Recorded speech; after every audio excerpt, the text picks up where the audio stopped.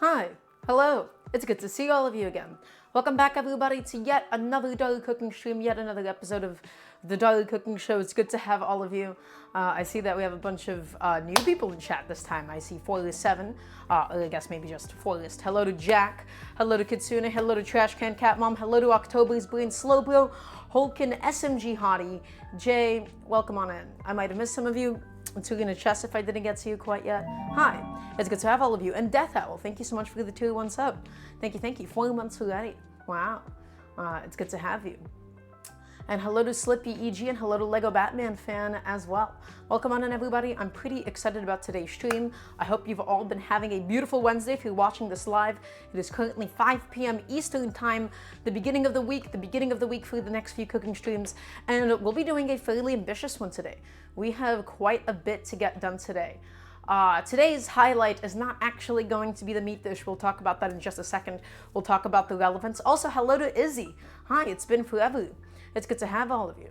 And yeah, first, well, welcome on in. How'd you find the stream? So hi, hello, everybody. Let's do a little rundown of what we'll be making today. I have already, look at this, so professional, right? I have on this beautiful sheet tray, look at this arrangement of mushrooms that we have. These guys aren't actually mushrooms, those are potatoes. But we have some white button mushrooms, we have some big shiitake mushrooms, and then we have this beautiful oyster mushroom as well. Guys, today we will be doing a dish that I grew up with specifically in Russian restaurants. This is Russian style potatoes and mushrooms. This is the kind of a dish that in Brooklyn that you would see served at every single Russian restaurant. It would be customary to get this as an appetizer or alongside an entree. And so this isn't exactly a home food. It's going to actually be, it's going to have quite a few steps in it, but it is ultimately delicious. You're going to have some basically pan-fried potatoes. You're going to have some beautifully sauteed mushrooms. You're going to combine them together. It's conceptually really, really simple, but we have this beautiful arrangement of mushrooms. Each of them brings a little something different into the party. The oysters, the shiitake, and the white button mushrooms, okay? I really, really highly encourage you to use whatever best kind of mushrooms look, whatever mushrooms look best at your grocery store that day. Guys, Russian food, traditional Russian food, really, really highlights mushrooms. In Russia, it would be apparently quite common for people to sort of go foraging for their own mushrooms. It's something that a lot of people have like a lot of experience or like a lot of nostalgia for. That's not an experience that I've had personally, but I did grow up eating this a lot in restaurants. So this is a dish that I wanted to recreate in a home setting. It'll be quite a bit of effort, but I am pretty excited for it today overall. We're gonna finish it with some parsley, some garlic. I have some onions as well behind me, but that's not gonna be the meat dish of today. The meat dish of today is going to be this beautiful chicken that we have here that has been air drying after I'm gonna get my hand into the cavity just so I can show it for all of you guys. Actually, I don't think that was a good idea because it just dripped down my arm. That was fairly uncomfortable. Guys, don't do that. I have, whoa, relax. I have this chicken. I'm gonna need to wash my hands after. We air dried it in the fridge on a sheet tray. We'll talk about the function of that in a second. We'll talk about the importance and the beauty of dry brining, of course, as well. I am going to wash my arm after that because that was not what I had intended to happen. So I do apologize. So we'll talk about the function of it. We're going to be doing a slow roasted spatchcocked chicken, and we'll talk about why we're slow roasting it. I'm going to show you exactly what it means to spatchcock something, and I'm also going to dry off my hands really quickly. Guys, not maybe the best way to open off a stream, but that's okay. But yeah, we're going to spatchcock a chicken today. That's essentially going to be removing the backbone. I'll talk to you about why we're doing that. I'll talk to you about why we dry brined it. I'll talk to you about all these things, but we're going to end up with this really delicious, juicy, roasted chicken by the end of it. And then additionally, I have just chilling out of my fridge. I have this lovely assortment of cucumbers and tomatoes. So we'll be doing a little salad as well to go alongside all this. Some cherry tomatoes, some cucumbers. I'm gonna show you how to prepare it. I'm gonna show you how to make a really beautiful salad out of all this stuff. So I'm gonna also set that behind me because we don't need that for at least a little while. And by the way, everybody, my oven is currently at 300 degrees Fahrenheit. We'll talk to you about why we're using that temperature specifically, the different kinds of temperatures that you can play around with.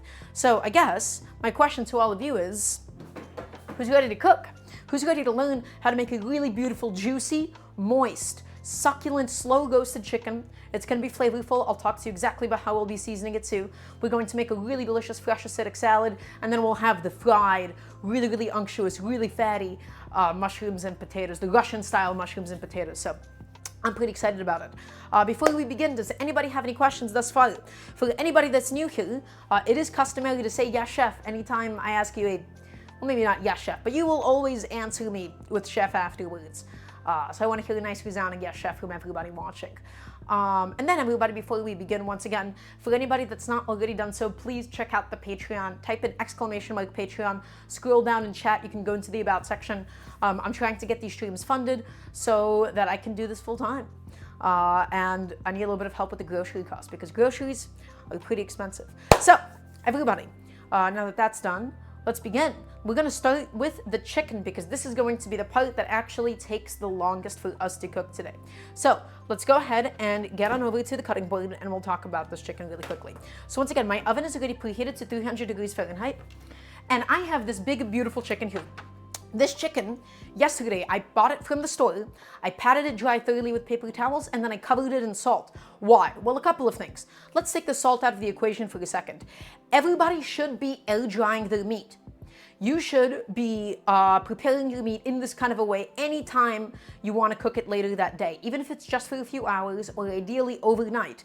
By air drying your meat on a sheet tray with the wire rack especially, okay, you're going to get rid of a lot of exterior moisture. That's going to help with browning and it's going to make it a lot more pleasant to work with.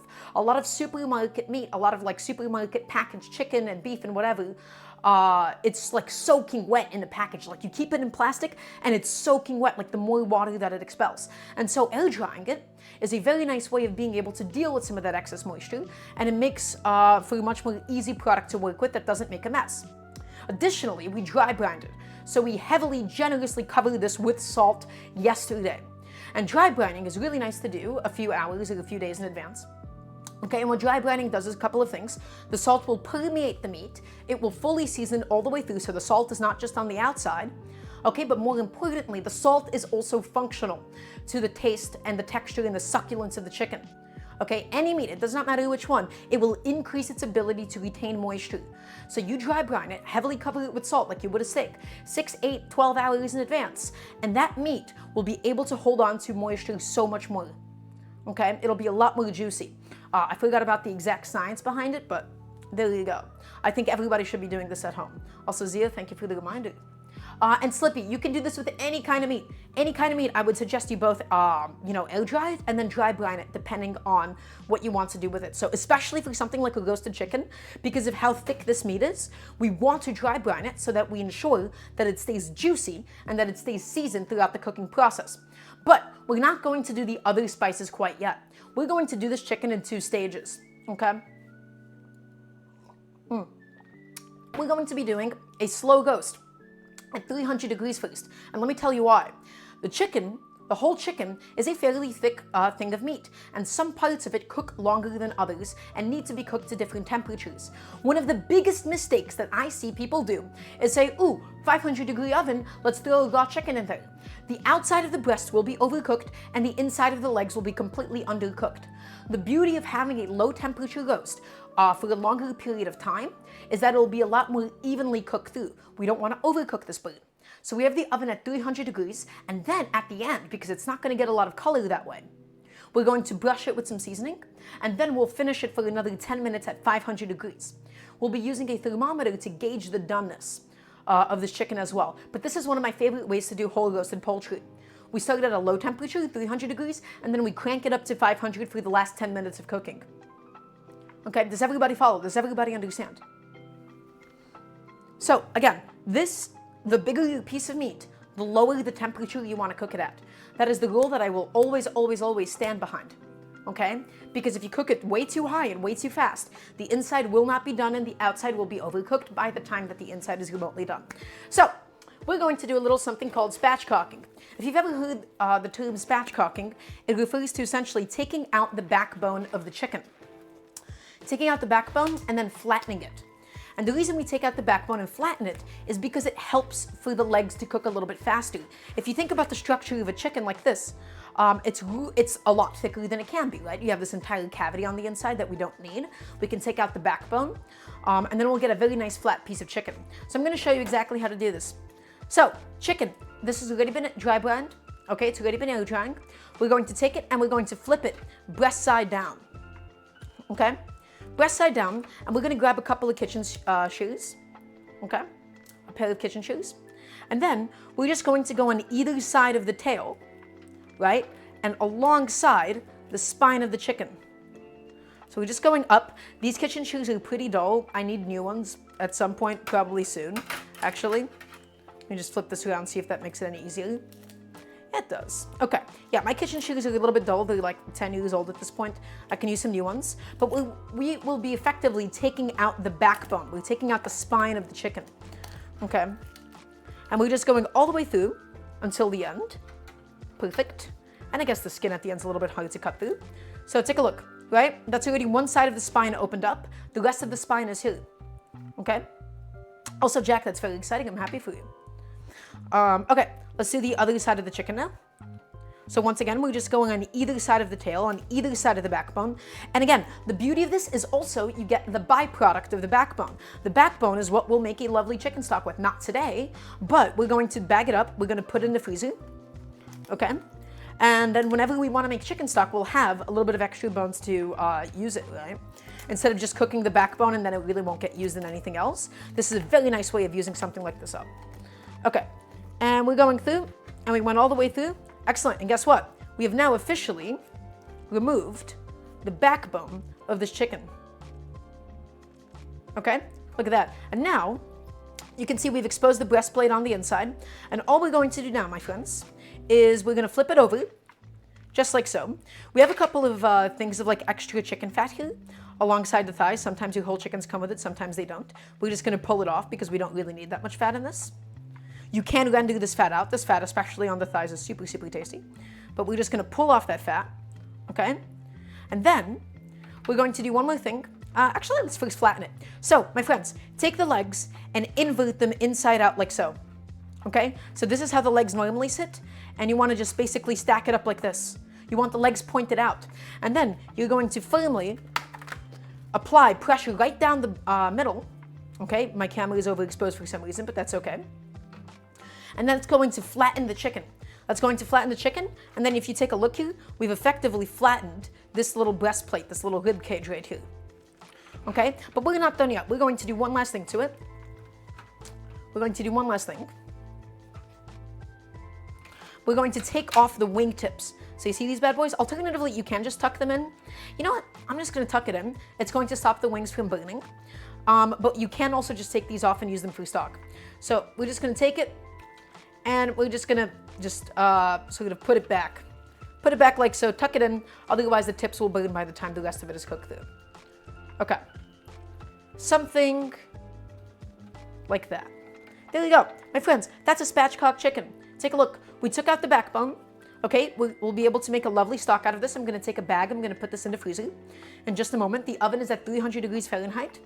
And we've just tucked in the wings behind the chicken. And so, everybody, we're not going to be adding the seasoning for this quite yet, being like my spices, and I'll show you exactly how to make that later on. The reason for that is because it'll burn. What I want to do is, I want to cook this low and slow at 300 degrees, and then I'm going to take it out, brush it with my seasonings, and then finish it at 500 degrees Fahrenheit. Okay? If I did the spices and all the seasonings in the beginning, because I also wanted to do some herbs in there, it'll end up burning. Okay, so once again, my friends, this was dry brined overnight. We're going to do one thing to it really quickly. We're going to go ahead and grab some paper towels, and we're going to pat the whole thing dry. Okay, and exactly, Alyssa, we do not slack on homemade stock. Not in this tree, not in this household at all. We're going to pat this dry, just so that it's not like really boiling in the oven or anything, and then we'll slather on some oil as well in just a moment. So take it and pat it dry. Excellent. And it doesn't have to be perfect. Again, we're going low and slow on this. We're not looking to develop color in this first stage. All we're looking to do is cook it low and slow at 300 degrees until the inside registers about 145 degrees. And then we'll finish it at a super high temperature to get that beautiful color, to get that crispy skin, and to get the rest of it cooked through. Okay? But this way we'll ensure that we have a nice, delicious, evenly cooked piece of meat. Okay, one more thing I'm gonna do. I'm going to, oh my gosh, why is there a delivery every time I start streaming? This is crazy. Every single time that I start streaming, there's always a package delivered. I'm annoyed, to say the least, but it's fine. It's not a big deal. Okay, so once again, chicken, dry brined overnight, thoroughly with salt, nicely air dried. I'm going to just go ahead and quickly take my glove. I don't need my kitchen shears anymore. They've done a good job for us. Everybody please say thank you to the kitchen shears. And again, this backbone, you do not want to throw it away. It's a little too early to make a stock with it because we don't have like enough to really justify making a stock. But we're just going to take a little freezer bag, we're gonna plop it in, and then the next time we have enough bones, okay, we'll just make a beautiful stock out of it. All right, there you go. Little backbone in there. Done. It did its job for us. Excellent. And we're just going to take the air out so it doesn't get any freezer burn. Just like push out the air. Doesn't have to be perfect. But oxygen is like really what causes like that taste of freezer burn. And there you go. I'm just going to throw this into my freezer.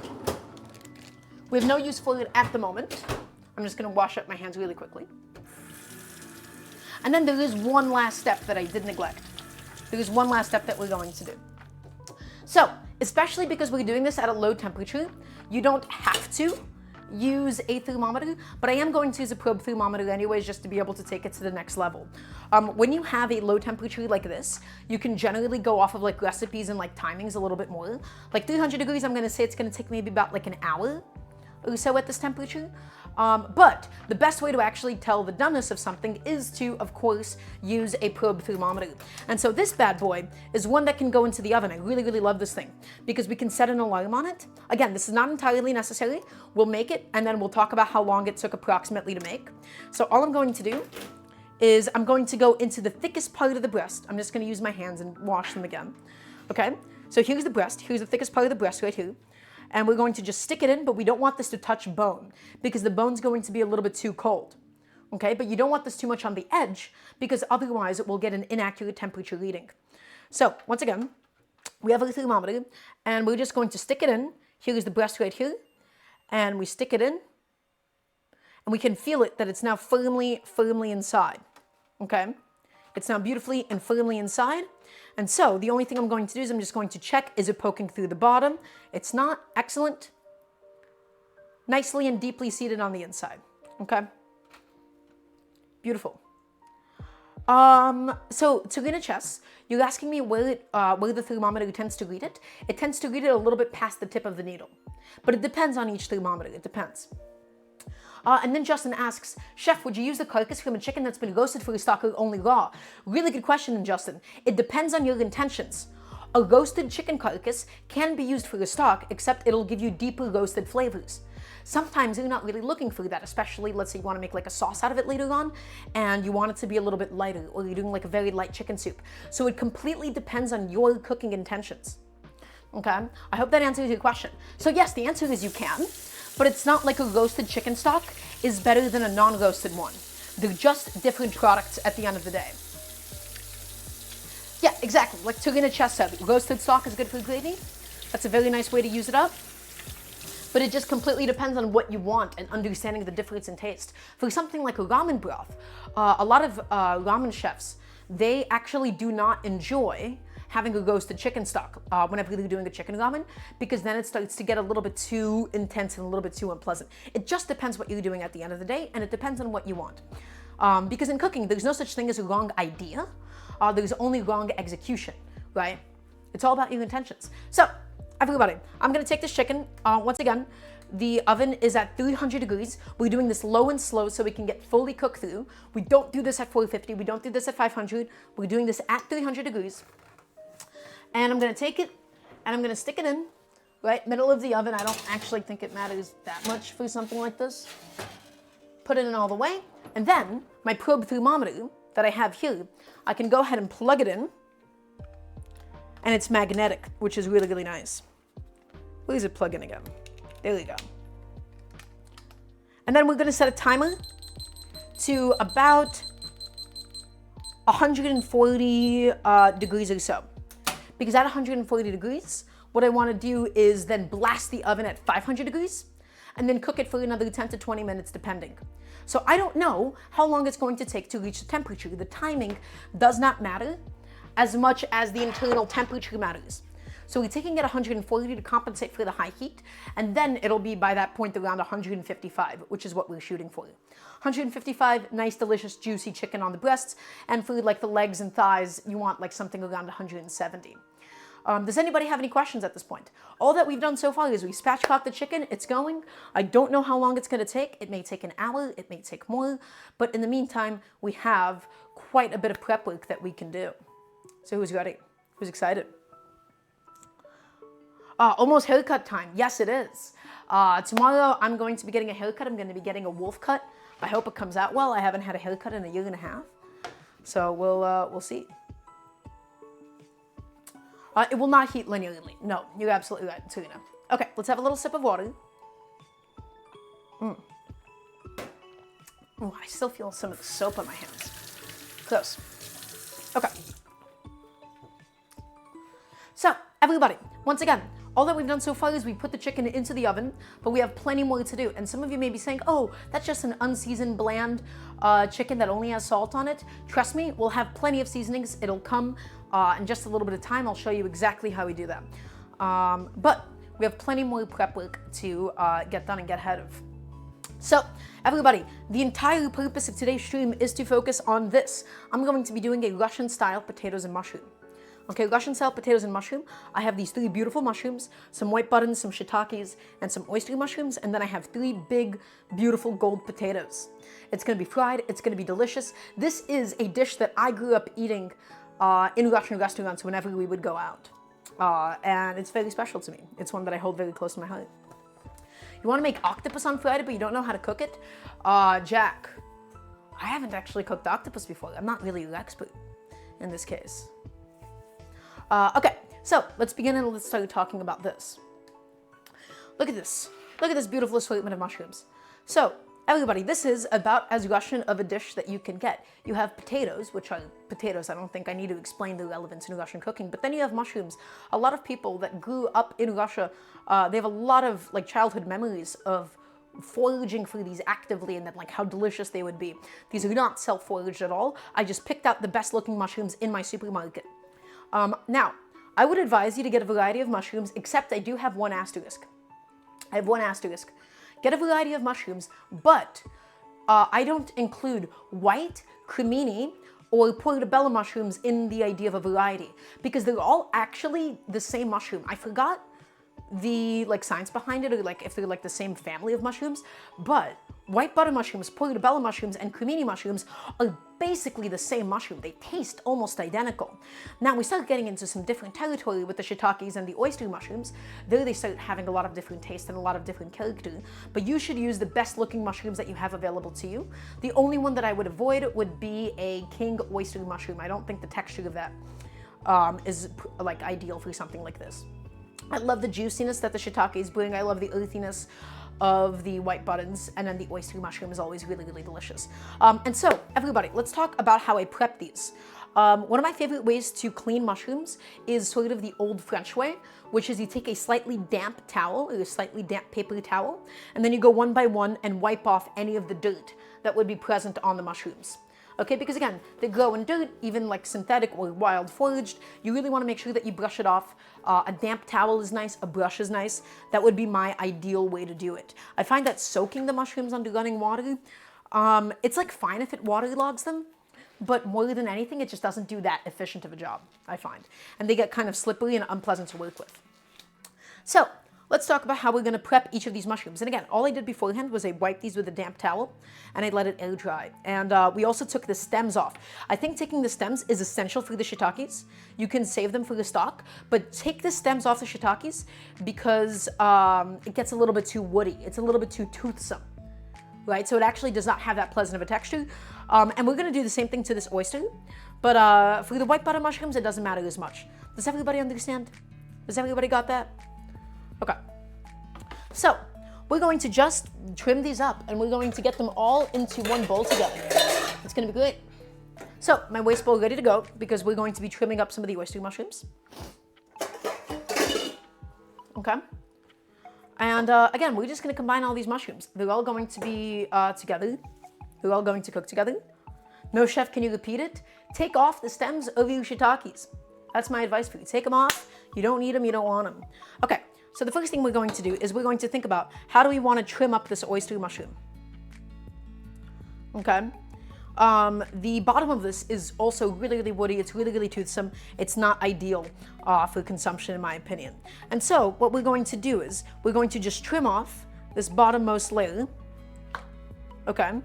Just like a little bit too woody in texture. Once again, you can just use a paring knife. You can use whatever you want for this. And then we're not really going to chop these. We're just going to break off clusters of them. You can see where each cluster of mushrooms sort of begins and ends. We're just going to break them up into some more sizable pieces for us, right? Something that'll be a little bit easier for us to work with, something that'll be easier for us to eat.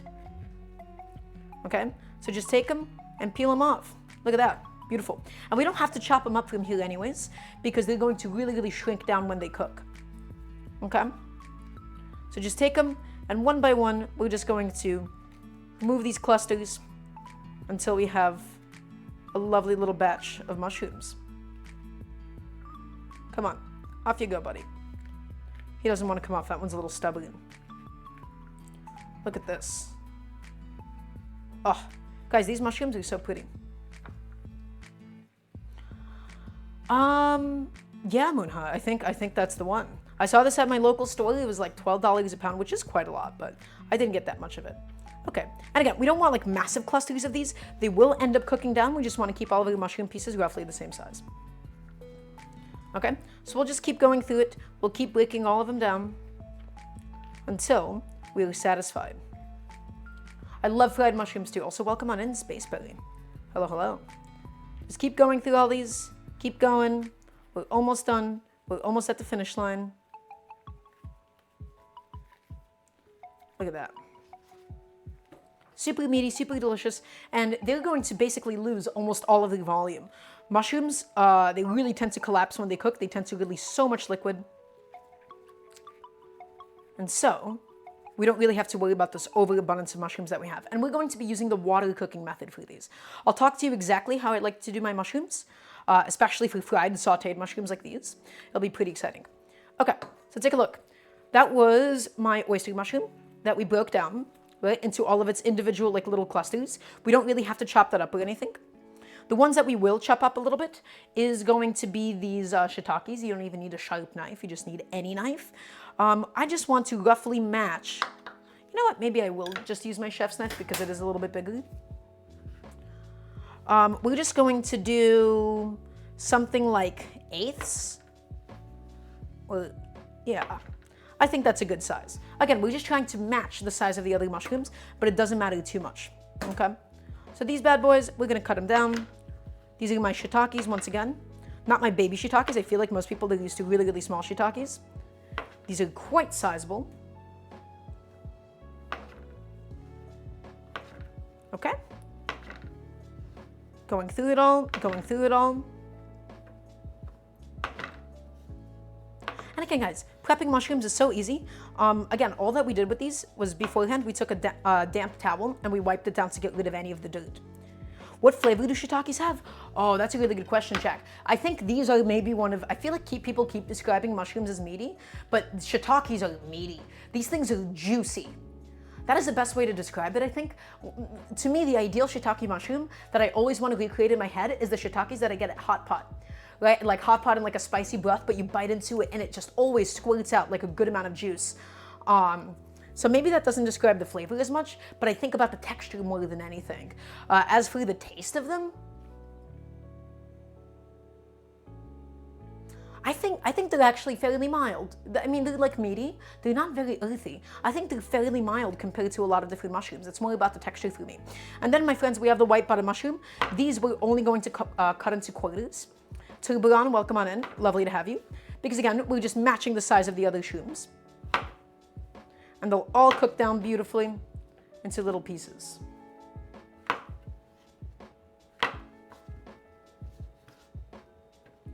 What's the baby knife? That's my paring knife. The paring knife we're going to use to clean up the potatoes a little bit. Okay, take a look, my friends. That is now a big bowl of prepped mushrooms that we will be making today. Okay, so we have the white button mushrooms. We have the shiitakes that we also cut up a little bit. And then all the way on the bottom, we have the oyster mushrooms. Okay, and so we'll be using the water method to cook these. I'll talk to you about why we'll do that. I'll talk to you about the methodology. And again, I'm just trying to teach you guys a technique here. I'm just trying to teach you guys a concept. You don't have to use a variety of mushrooms. You can just use one. You can just use white buttons. You can just use portobellos or something. But having a variety is going to give you a variety of different tastes and textures, and they're all going to have something different to say. Okay, so that's a big bowl of mushrooms that we got ready to go. And now, I have a question. In fact, I'm going to let chat vote on this. Are we feeling like peeled potatoes today? Is today a peeled potato kind of a day? Or are we doing an unpeeled potato? Do you guys want skin on potatoes? It can go either way. It doesn't really matter. These are 3 big, beautiful Yukon Gold potatoes. They're nice and creamy on the inside. They have enough starch to get nice and crispy. Unpeeled potato supremacy, that's 2. We got 2 votes for skin on, 3 votes. Oh, I'm sorry, Kitsune. Oh, Kitsune, you are getting buried. Wow, look at that. Okay, today is gonna be an unpeeled potato kind of day. So, I already scrubbed these potatoes. I already scrubbed them, they're already ready to go. The only thing that we're going to have to do is to dig the eyes out and then cut it up into pieces. And I'll talk to you about the function of the pieces and why we're going to cut it to the size that we do. So again, I thoroughly scrubbed these before starting the stream today, just in case you guys decided that you wanted to do, peeled potatoes. As always, when we're prepping potatoes, I have a pot of water here, not to cook them in, but purely so that they do not oxidize, right? And Jack, why do we remove the eyes? Because they're little clusters of dirt. They tend to taste almost grassy in a fairly unpleasant way. And so, we're just going to go through each of these, and we're going to remove these eyes. And the way that you would do this is you would just take a paring knife, and we would make like a little, spinning motion inside, and we would dig that out on every single eye. We would do this over a bowl, right? Just get rid of any of like the really rough pieces. Like you see, the eye on the inside, and it's like sort of full of dirt, right? We just go in there, we make that little tornado motion, and we go ahead and poke it out. We're going to go ahead and do these for every single eye on the potato. We're going to keep the skin on, we just don't want any of these bad boys. They have no place in today's potatoes and mushrooms. But yeah, like sometimes you bite into a fry and it tastes like kind of like grassy and like dirt. This is why. Okay, but yes, what kind of potatoes that you can use for these? Honestly, you can use Idaho potatoes, you can use russet potatoes, you can use these, which are just gold potatoes, but I would not use any red potatoes or waxy potatoes. They will not give you that texture that you want. We're going to be frying these up in a pan. These are going to be like thinly cut pan-fried potatoes, and I'll talk to you about the significance of the texture that we're doing. Like you see, we go all the way in there, and then we just gotta go ahead and poke that out. Yes, it can be. And then Justin, that's something that people do. They do potato scraps with a bunch of oil. And the potato scraps, they do a very nice job of distributing the oil when you season a cast iron and carbon steel. It's a very traditional way, but it's actually quite effective. Okay, so this one's a little bit better off this time. There actually aren't that many eyes to get rid of. Only a few. Dig them out, get them out of here. Okay, just one by one. Be nice and patient with this. And again, some potatoes will have them, some potatoes don't. It doesn't really, it's just a little bit inconsistent at the end of the day. Come on, buddy. Out you go. Excellent. And this is why having a paring knife is really, really nice for something like this. Something really, really small, something really, really handy that you can just manipulate easily. Okay, and one last one. We have quite a few eyes this time. Get in there and take them out. We're using 3 big old potatoes for this today.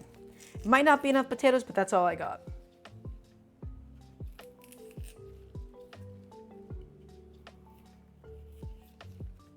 Okay. We're getting there. It's happening. It's all coming together. That's a little bit of a brown spot on the skin. Let's go ahead and remove that. Okay. Another eye over here. Okay. I think my potatoes are now prepped up. So, 3 beautiful gold potatoes, Yukon Golds, that we have now removed from from all of the eyes. And now we got to think about the size to cut these. Okay, everybody, these potatoes, they're not going to be boiled. They're also not going to be deep fried. They're going to be exclusively pan fried on a medium to low flame. In order to successfully pan fry these on a medium to low flame, we need to make sure that we don't cut it too thin and we don't cut it too thick. Cut it too thin and then we're effectively getting something with the texture of hash browns. Cut it too thick and the inside of it is going to be raw by the time that the outside of it is overcooked. If we cut the batons of potatoes too thin, or rather we make them too small, it's going to be really, really inconvenient trying to flip all of them at once. And so we're going to start by thinking about the size of the potatoes that we want. Do we want half moons? Do we want quarter moons? Do we want sticks? Traditionally, you would do something like sticks. So we got to make sure that it's not too thin and it's not too thick. I don't think I have an approximate measurement for you or anything, so we're just going to go with the flow. Whatever thickness this is. You see this thickness? Whatever that is. That's what we're going to do. And we're going to slice until we have a bunch of wedges of these potatoes all the way down.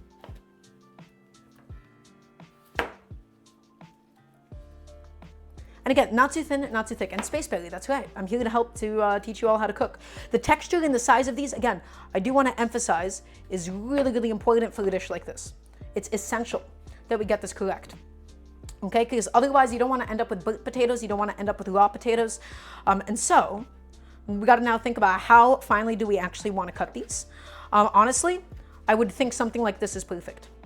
So a bit of an inconsistent wedge, ignore that. But that's about the size I'm going for.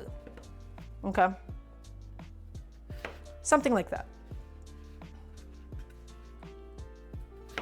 Again, you want to make sure that you don't cut these too small because otherwise trying to flip them will be a bit of a nightmare. We're not going to saute this. We're not going to toss it. We're going to be doing it the way that my grandma did, which is we take 2 spatulas, right, 2 wooden spoons, and then we flip over each potato half one by one. And so we're going to take these and put them into a pot of water so they don't oxidize. Okay? Put them all into the pot of water. Got plenty of potato skins for all of you guys, right? You see, I listen to my chat sometimes. Right, this one I'm just able to cut up a couple more times. And then we're just going to go ahead and iterate this throughout all of my potatoes.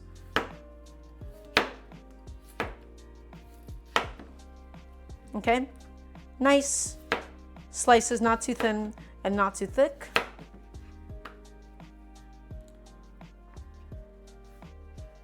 Okay, and we're just gonna go through these and cut them again.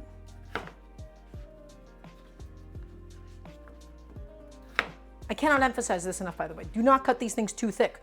They will not cook on your pan thoroughly. The idea is that you want to just cut these. You want to just cook them exclusively during the course of your frying. You don't want to pre-blanch them. You don't want to do anything else. And for that, you got to make sure that it's all the right size. And these are fairly big. I am making fairly big pieces, but that's just so that I can flip it a little bit easier later on. Okay, and we got one last potato to go through. 1, 2. These are big potatoes. This is in total going to make like maybe 5 portions of potatoes and mushrooms. Maybe I have too many mushrooms. I don't know. We'll see. We'll see how we feel about it. And we may need to fry the potatoes in batches as well. That'll be annoying if it actually comes to that. I just don't think I'll be able to fit all of them into my pan at once. Okay, and take that and cut those in half. And you're gonna take this and we're just gonna cut that in half. Excellent, excellent, excellent.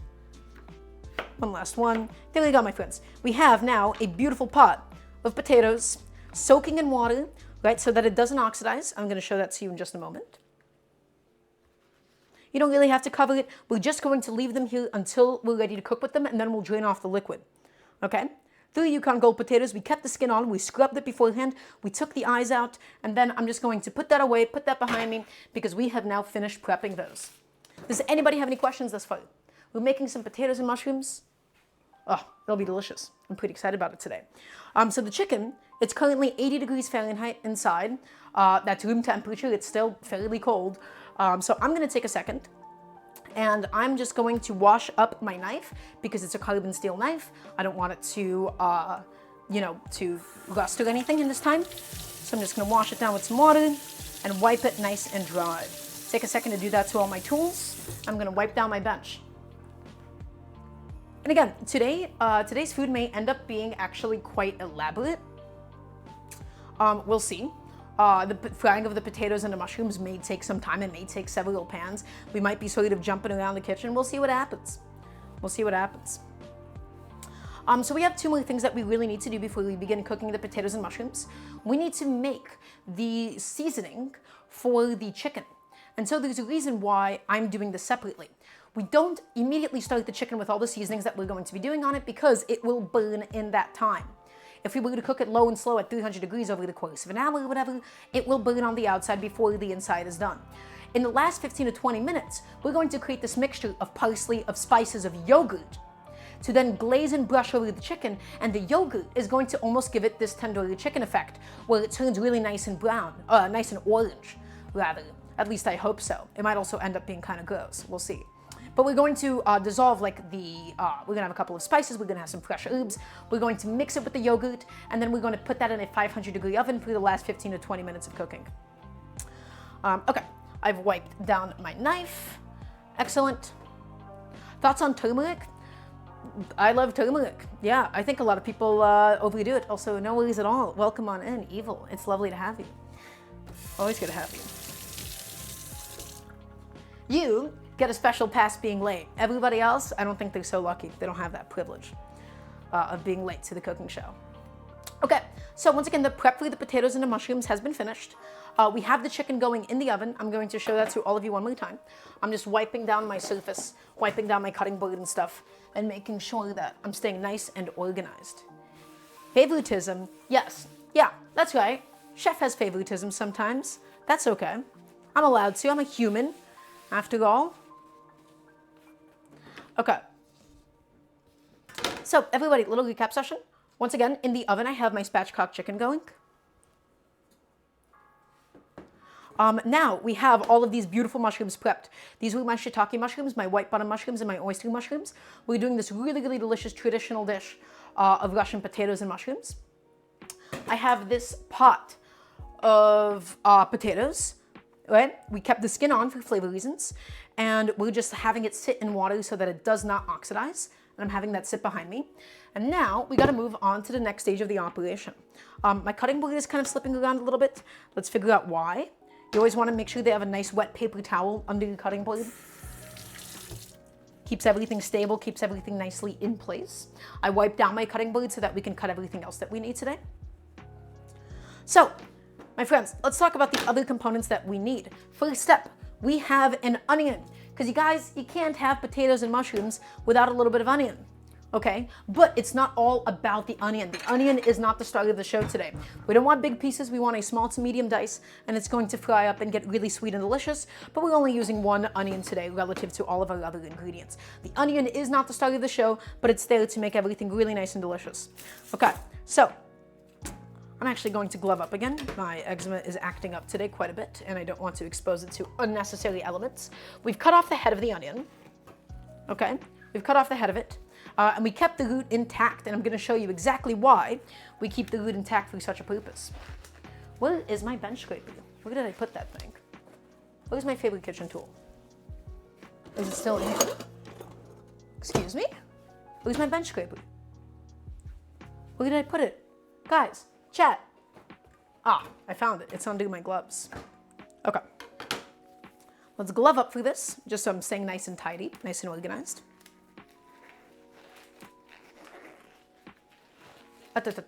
Okay, sweet. So, onion.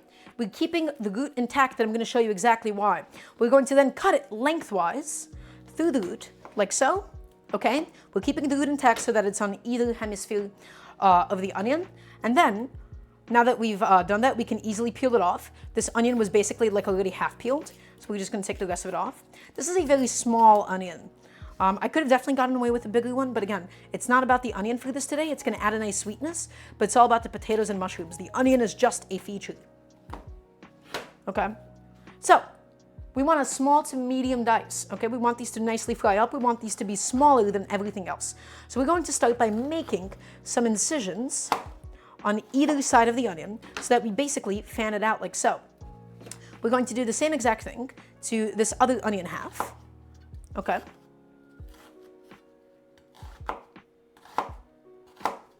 Some nice little incisions all the way through. And then again, small, medium dice. It doesn't have to be too crazy. It doesn't have to be too fine. We're just slicing all the way through. And the reason we keep the root intact is because it's keeping the rest of the fan intact. Okay, we're keeping this fan of onions intact. It doesn't fall apart. And there you go. You have your small to medium diced onion. Okay, nice and simple. Take your bench scraper. This is why I love this tool. Pick everything up. Don't use your knife. Everybody should invest in a bench scraper if you don't already have one. You're making a mistake if that's the case. And we're going to take it, and we're just going to keep going. All the way through, my friends. All the way through. Wow, my cutting board is slipping today. That thing is warped. My goodness. Okay. And that's it. That's all the onion that we actually need for the potatoes and mushrooms. Again, the onion is not the star of the show today. We just want a little bit for the sweetness. And the allium flavor that it's going to provide. I'm going to go ahead and set that behind me. We have no more use for it at the moment. And now I'm thinking, you know what? We got the potatoes prepped. We got the mushrooms prepped. We have the onions prepped. Let's start working and thinking about our salad. So, everybody, you have seen me do cucumber and tomato salads on stream a million times already. What is the thing that we always do when we have cucumbers and we have tomatoes? We salt it. And we salt it heavily, heavily, heavily, heavily in advance, so that we draw out all of the excess liquid and we don't have a soggy salad. So we want to do this 30 minutes in advance. If you were to season your vegetables and make a salad, you're going to have a bunch of cucumber and tomato water on the bottom that will then dilute your dressing or whatever else you're actually going to be putting in there. Okay? And so, in order to mitigate that, we'll be doing that. Yeah, Nomad, we have the wet paper towel under there. It's still not enough adhesion somehow. I am going to check on that in just a moment.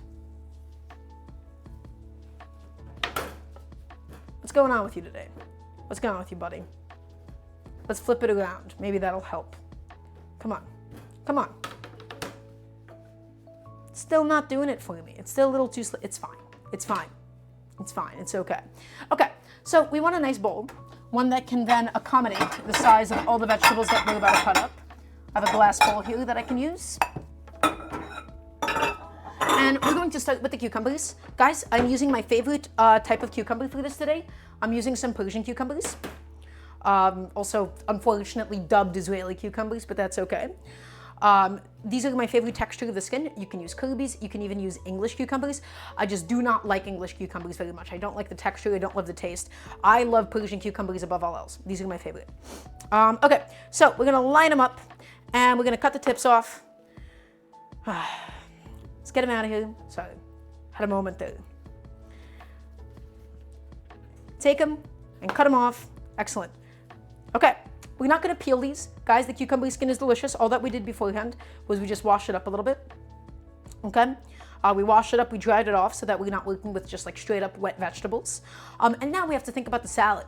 I want to make sure that I'm cutting my cherry tomatoes in half, but I want them to be the same size or roughly the same size as the cucumbers. Okay, so here's what we're going to do. We're going to slice these in half lengthwise, and then we're just going to cut these on a bias, just to make them really nice and pretty. Not too aggressive of a bias. I love cucumbers. Just like that. We're basically trying to roughly get like, you know, not the same exact size as I have cherry tomato, but close enough. And just going through the rest of it. Not too thin, because I don't want these to just become like thinly sliced cucumbers. I want to bite into like a comfortable, confident bite of cucumber in the salad. And my shape isn't too aggressive either. Use my bench scraper, scoop it up, and into the bowl we go. Let's do the next one. And we're just going to slice this bad boy in half, slicing it all the way down. And then next one, again, gentle bias, not too aggressive.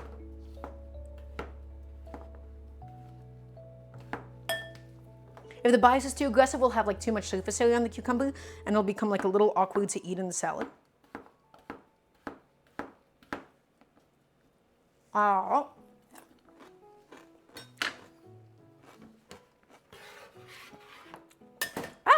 Okay, I accidentally hit my bowl. Okay, and one last cucumber to go.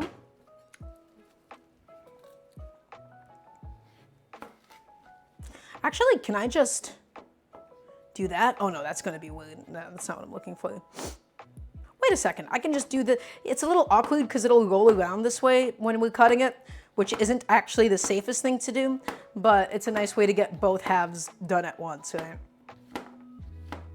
If anybody in a prep kitchen saw me do that, it'd be kind of dangerous, but that's okay. Okay.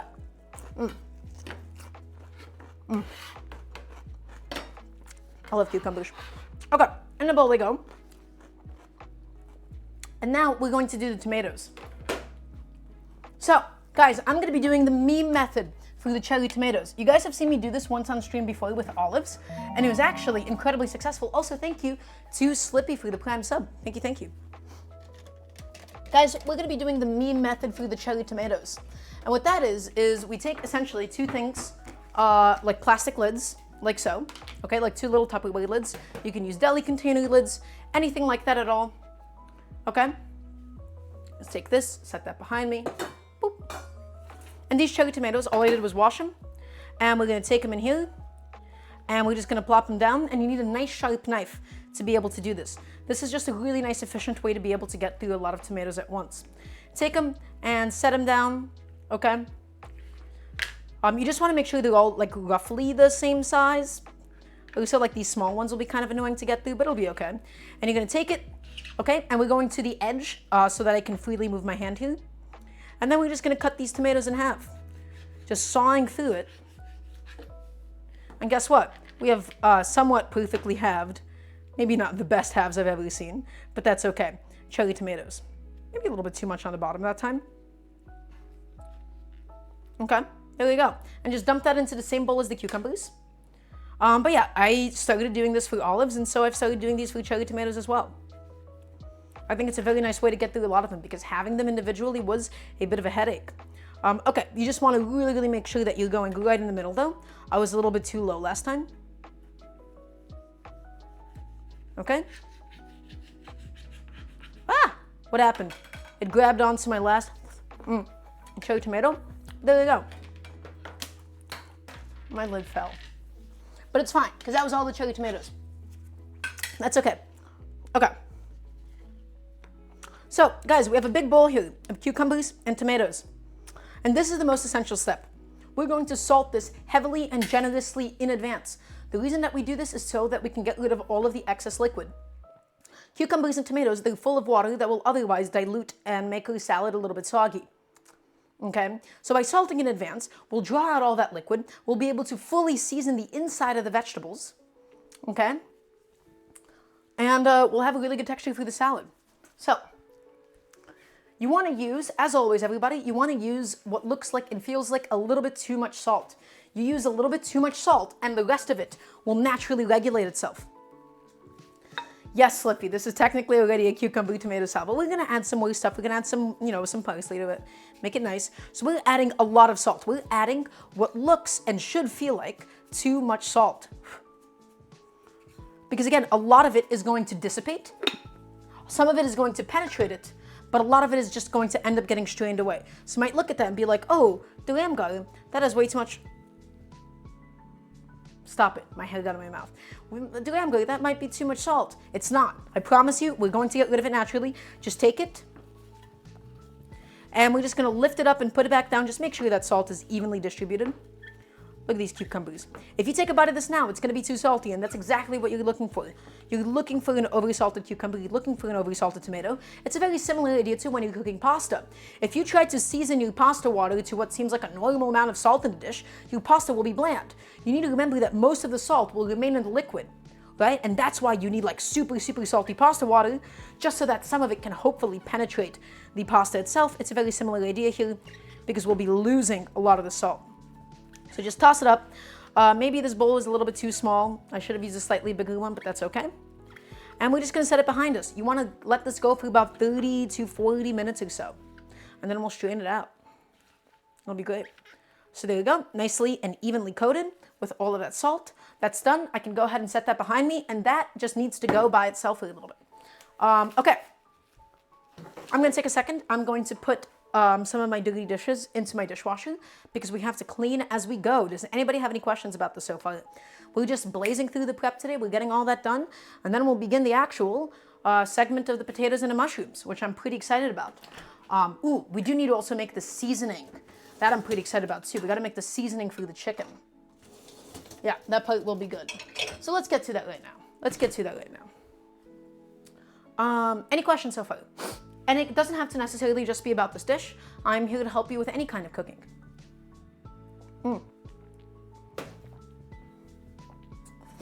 Okay.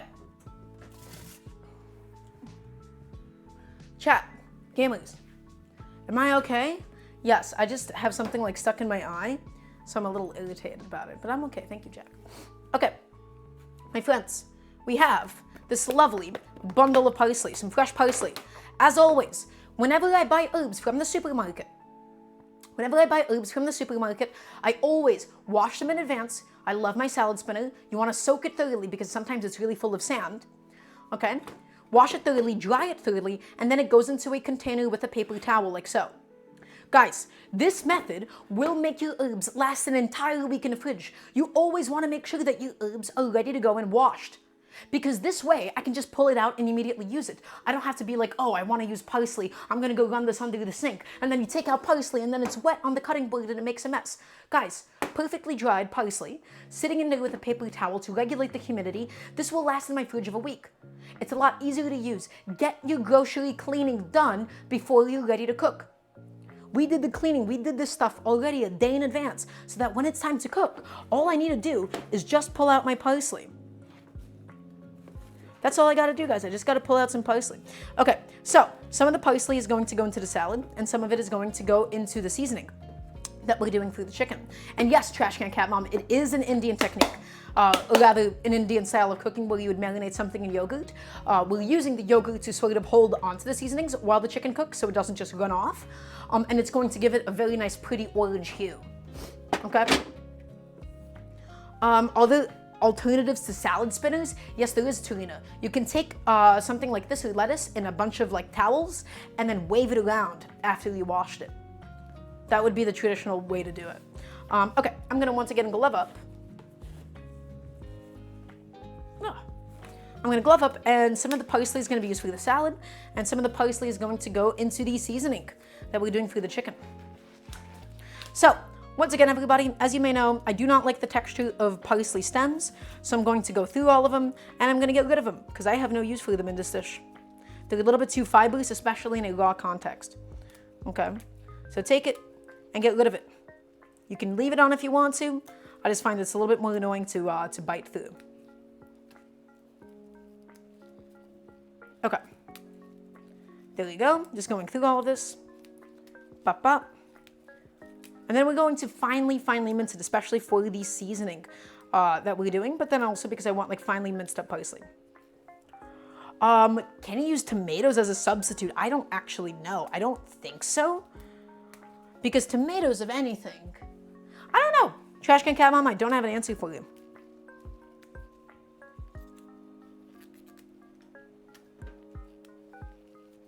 I don't think I've heard of somebody using tomatoes in that way before. Okay. And there you go, guys. We took all the stems off of all of that parsley. And now I'm just going to also make sure that I have a separate plate that we can put all of the minced up parsley on. Guys, as always, we never chop parsley here. We never chop our fresh herbs. We always slice it. There is a difference between chopping and slicing. Look at the surface area of your knife. Imagine if you were to chop this, you're cleaving it like an axe with a very, very small section of the knife. We're going to slice it. We're going to use minimal vertical force, and that way, we're not going to crush and oxidize and destroy the herbs. So here's what we do. As always, we take it in our hands, and we bundle it up. Also, Jack, I'm sorry to hear that. We take it in our hands, we take the parsley, and we bundle all of it up really, really nicely. Okay, just fold it in. Make sure it doesn't fall out of your hands. Just fold it in, fold it in, fold it in. And then you're going to set it down on your cutting board. And now, my friends, we slice it. We slice it. We don't chop it. That's right. Nice and gentle. Look how thin we're going. Look how thin we're going. But we're not chopping it down. You're not clunking this knife down. We're using the full length of it, and you need a nice sharp knife to do this. This way, you're crushing less cells. We're not doing a rock chop. I'm going to talk to you about my distaste of a rock chop in just a second. Hate that technique. I hate rock chops more than anything.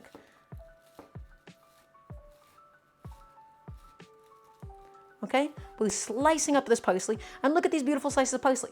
Now, let me tell you something that I hate. I hate it when people say, ooh, okay, I want to go ahead and start chopping my herbs. And they take their knife and they put the tip down and they go brrrr all the way through. You're crushing it over and over again, and you're ruining your knife, and you're barely using any of the surface area. It's a clunky, awkward, inefficient motion. Is there a time that you want to be chopping something? Yes, Fizz. So the general idea is this. In cooking, the harder, the physically harder something is, the more vertical force that you actually need to be able to get through it all. Okay? So think of something like a butternut squash. Think of something like a potato. If you were to use purely horizontal force, you won't get through it. And so, the closest you ever want to get to a chopping motion is the harder something is. The harder something is, the more downwards you have to go. But still slicing or even sometimes sawing as much as you can. Or if you don't actually care about the cut of something. Let's say you just need to process a bunch of tomatoes to puree it down. You can chop it up and it'll be fine. When you don't really care about the texture of something, I would chop it. But in this case, this parsley, we do care about the texture of. So we take it, once again, we're going to bundle it up in our hands, okay? And we're going to slice it nice and thin. We're going to keep going until we get the beautifully minced parsley that we need for today. For the salad, for the seasoning, it's going to be great.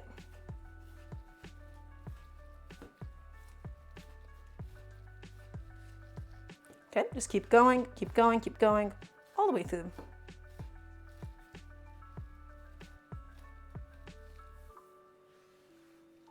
Okay, and let's go through this one more time.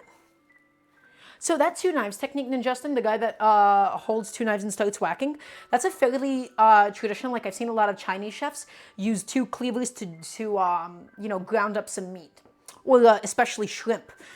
So I wouldn't actually mind it for that. In fact, in that case, you do want to sort of crush it a little bit, right? Because you're not looking for like very, very finely sliced. You're looking to intentionally crush it. So I would also say when you're trying to make like hand-chopped ground meat for something, especially like hand-chopped ground shrimp, chopping it very aggressively with a cleaver will also give you a pretty good result. So that's another time that you want to be chopping. But in something like herbs, I would say they're way too delicate to do this with. So we're just slicing it up, my friends. We're slicing it up. We're going through all of it. And we're going for a fairly fine mince here, right? So that it can evenly distribute in the salad and into the seasoning sauce that we're doing. Okay.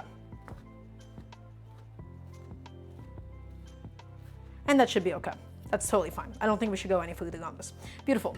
And so now, we're going to take the bench scraper and we're going to scoop all of it up and put it onto the plate. Nice and easy, all the way through. There we go. We have a bunch of parsley. The last step that we actually have to prep, I believe, is actually going to be some garlic. Now, there is a problem. I have not been able to find my garlic press. I have no idea where that thing is. It's one of my favorite tools. I've been kind of annoyed. I've been looking through. Oh, never mind, I found it. Okay, we're back. We're back. We're fine. Everything is okay.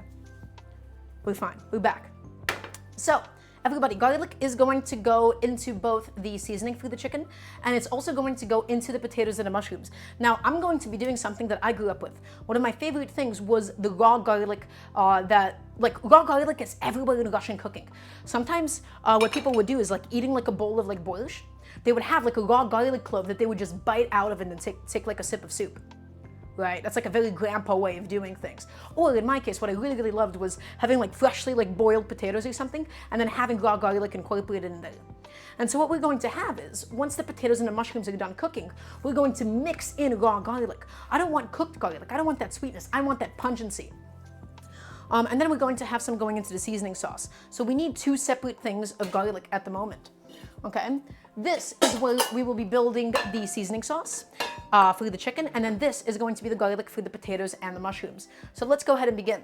My friends, as always, I have my waste bowl, I have my garlic head here, and we're going to need about, 1 to 2 big cloves each. We don't need a crazy amount because the raw garlic is going to be quite pungent. Okay, so just 2 cloves. Once again, one of this is going to be for the potatoes, and the other is going to be going into the chicken. So there you go, 2 big garlic cloves. Okay, I no longer need any more garlic for today. Guys, Russian cooking, I'm telling you, one of my favorite things is that component of the raw garlic. I find it so delicious. I find it so amazing. I'm going to also wash off my knife before I forget about it, so it's not chilling out too long by itself. Also, if we were to take a look at the internal temperature of the chicken, the internal temperature right now is 120 degrees Fahrenheit. So everything is actually proceeding as we want it. We want the inside to hit 140, then we're gonna brush it with the seasonings, make it really, really delicious. And then the last thing that we're going to do is fry the potatoes. It's gonna be amazing. You guys excited for today's meal? Is everybody excited? I'm excited, so you should be too. Okay, so raw garlic. Here's what we're gonna do. We're going to go ahead, take a bench scraper, and we're going to smash it down. Why? So that we can easily peel off the skin. Right, my bench scraper is already out. It's nice to use it. This is my favorite way of getting garlic skin off. It separates it from the rest of it. Okay, and then you can just take it and you can pluck it out. Beautiful. Off it comes in one shot. And there you go. Same with this one. Just tap it out and off it comes in one shot. The only thing that we're going to do is we're going to inspect it. We have some like slightly rotten bits on this garlic. So all I'm going to do is just slice off a little bit of it. And then we're going to slice off the root end of it as well.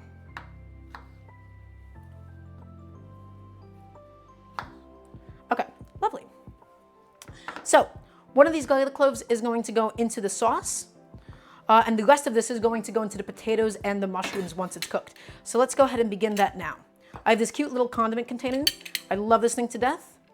We're going to take it, and we're going to just smash it down, nice and easy, and we're going to take the other clove. Again, we don't want a lot. It's going to be raw garlic going into it, so it's going to be super pungent. So we only need that one and a half cloves or so. Take it, and then we use the paring knife to scrape off the rest of it. And all of this is going to go into the potatoes and mushrooms. I know it doesn't seem like a lot, but I'm telling you, once it actually goes in there, you'll be able to immediately feel it. Okay? Lovely. And then the rest of this garlic is going to go into the sauce. We'll be making the sauce in this bowl, so it's nice to just have this already set aside for us, ready to go, and press it in there and squeeze it in. There you go. We don't need a crazy amount. I don't want garlic to be the main component of the sauce anyways, or the seasoning paste that we're doing for the chicken. Get the rest of that garlic inside and push it through so that we're not wasting anything. There you go. And just get that in there. Excellent. Okay. So, as always, guys, we do want to wash the garlic press before it dries up or anything.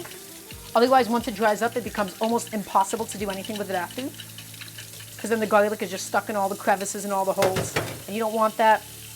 You do not want garlic stuck in the holes, okay? So, everybody, I believe we've done all of the prep that we've needed to, and now let's go ahead and make the seasoning for the chicken itself. So, I'm not gonna be really measuring anything. I'm basically going off of vibes at this point. I wanted a little bit of heat, so let's do some red pepper flakes. Let's do 1 or 2 big spoons of red pepper flakes. All right, let's do some of that. Have that go inside. I wanted some nice heat. I wanted a little bit of oregano, because oregano and chicken, just classic, right? A little bit of herbaceousness. This spice blend, I'm not really inspired by anything. I'm just using some of the nice spices that I have in my cupboard. You can basically use anything that you want for this. So we're gonna do 1 spoon of oregano in here. And then we're going to do some paprika for the color, right? Just to give it a nice like red hue to the whole thing. So in that goes as well. A spoon or 2 of that. Again, the paprika is mostly for color, just to give the whole thing a really nice redness to it. Okay, and then we have to think about what else we want in here. Let's do a bunch of black pepper, freshly ground black pepper. Let's get that inside. And then we're going to mix in the yogurt afterwards. And the yogurt, again, I'm really, really inspired by sort of like Indian like yogurt marinades. I feel like it gives like meat like a really beautiful orange color. And that's how we're gonna get like the final crust and everything. So a bunch of black pepper going inside. And then let's think, do we want anything else in here? Black pepper, red pepper, paprika, some garlic in here as well.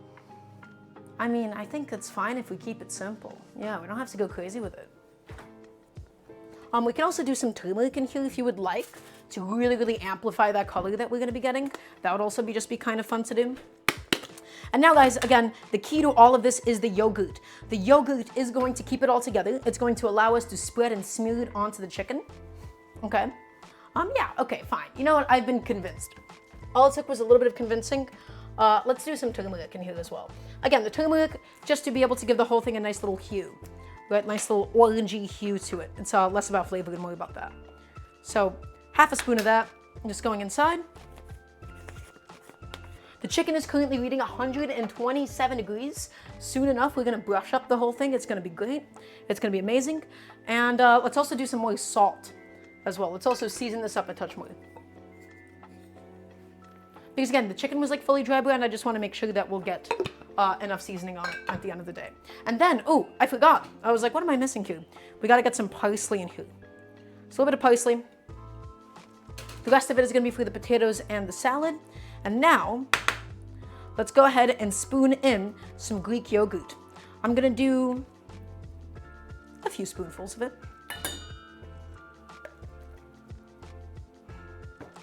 One, two, three. And then Justin, this isn't, the chicken I'm doing is not particularly Russian. This is just a fairly generic seasoning paste that we're doing for it. But the potatoes and mushrooms will be quite exciting. That I'm pretty excited for.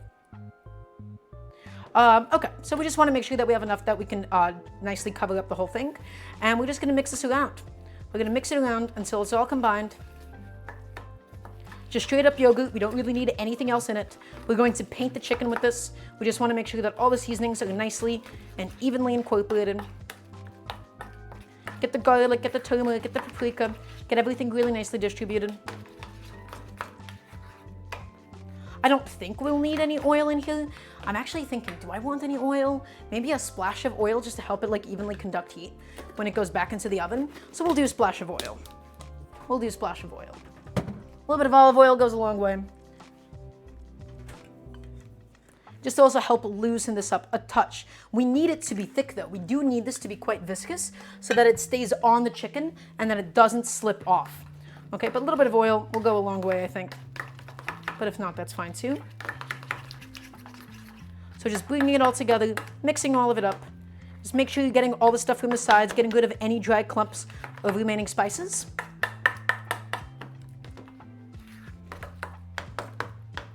Okay, excellent. And again, guys, this is just going to get massaged, or not massaged, it's just going to get brushed onto the chicken. And the yogurt is going to keep all the spices on it. It's going to stop it from falling off. Okay, you can also use mayonnaise. I know, pretty controversial, but you can use mayonnaise for something like this as well. But the yogurt is also going to give it a really, really beautiful orange color. But you can also use mayonnaise. I promise you won't like really taste it. It's just more of like a very nice way to hold seasonings in place. But we have some yogurt. That's done. That's all the prep that we needed to do. Everybody, we have done all of the prep for today's food. Let's do a bit of a recap session. Currently in my oven, in a 300-degree oven, I have going my chicken. We're doing a slow roasted spatchcocked chicken, and we're going to brush it and finish it with spices. We're doing a Russian dish of potatoes and mushrooms. So I have some shiitake mushrooms. I do not have any sour cream, Serena. We have some shiitakes. We have some oyster mushrooms, and we have some white butter mushrooms. All of it cut up already, and I'm going to show you how to prepare it. And then we have, as well, 3 gold potatoes. 3 gold potatoes that we cut up into a very specific width so that it can fully pan fry, because these are not going to, whatchamacallit, these are not going to be blanched beforehand. These are purely going to be pan fried. And so as a result, we need to make sure it's not too thin and not too thick. Okay, we have some cucumbers and tomatoes going in a bunch of salt through the salad. You can see how much liquid is coming out of the cucumbers and tomatoes, especially the longer that it sits. And we have the seasoning paste for the chicken done, consisting of yogurt and red pepper, and a little bit of turmeric, some garlic, some parsley. And so guys, again, it is essential that we did this later on and not immediately, because if we did this in the beginning of the process, all of this seasoning would end up burning. It would end up burning, it would be no good, it would just be charred into oblivion, it would not be anything that you want to eat. So the yogurt is going to be a very nice binding component to keep the seasoning stuck on there. Okay? And then we're going to finish it at 500 degrees to get the chicken cooked all the way through. Okay, and to get some really beautiful color developed on it. The reason that we do 300 degrees for the chicken is so that all the way through it's nicely, beautifully, evenly cooked. Okay? If we did a high temperature, like 450 degrees, the outside of the breast would be overcooked by the time that the inside was done. Guys, if you haven't already done so as well, please check out my Patreon, !Patreon, if you would like to support the streams. I'm trying to be able to do these full time, and I could use a little bit of support getting there. And so, now that that's all done and out of the way, I'm going to put a couple things away. I don't need my seasonings anymore. They've done a good job for us. Put a few things away, just making sure I'm staying nice and tidy as I'm cooking, so I have less things to put away after. And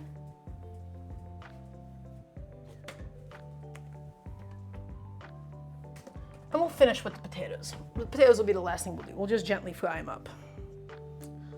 Okay, so in fact, let's just take a visual peek on the chicken. It's already registering 134. I'm going to take my probe thermometer and stick it elsewhere just to see how it's doing, okay?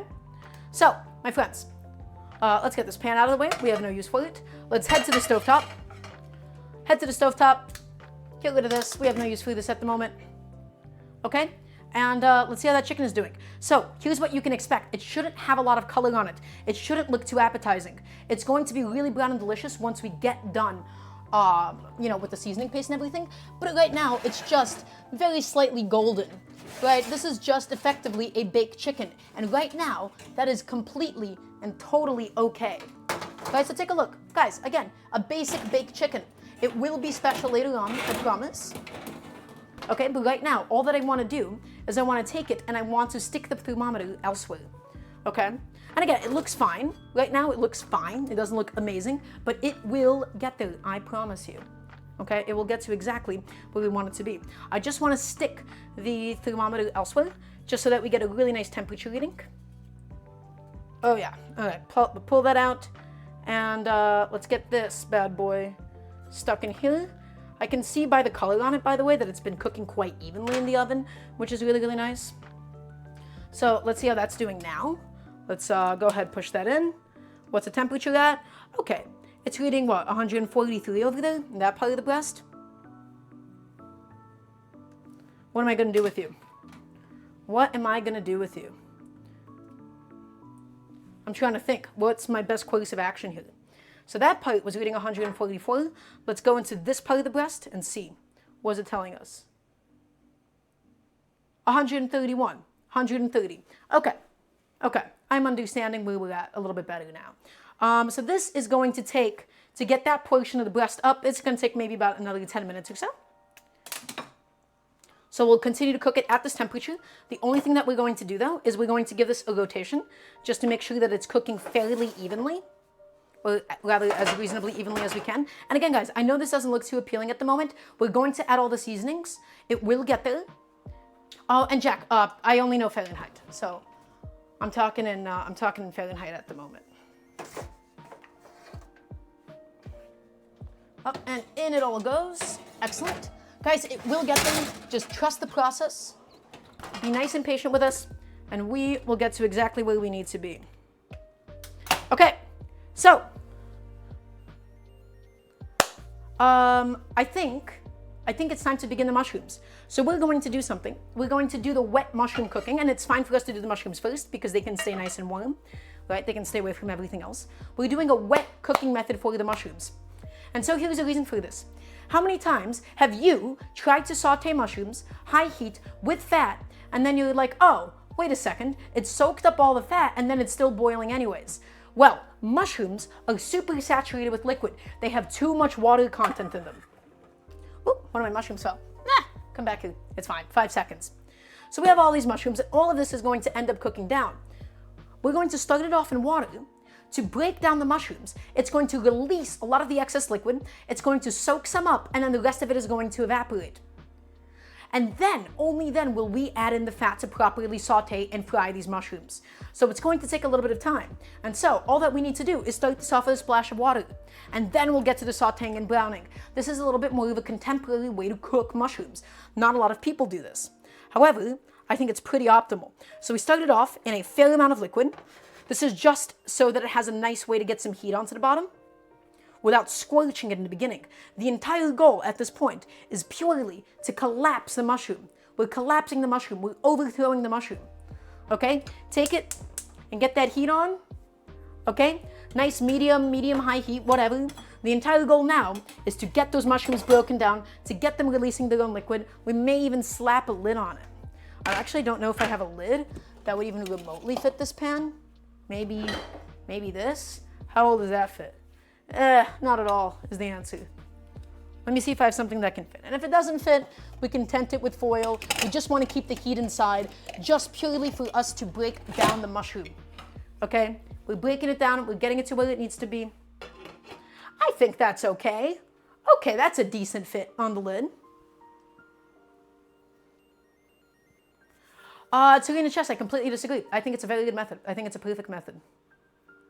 So, guys, again, we're starting the mushrooms off, really, really plain, really simple. We're going to hit them with salt, hit them with some pepper. Yeah, aluminum foil, tenting it with foil would have also been a good option. We're cranking up the heat. The entire goal is to get these mushrooms steamed through.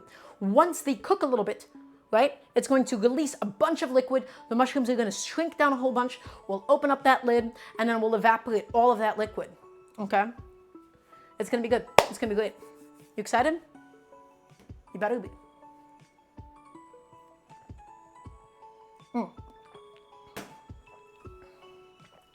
And this kitchen's gonna get hot. We're gonna get that oven at 500 degrees once we get that chicken out. And now, have I done too much work?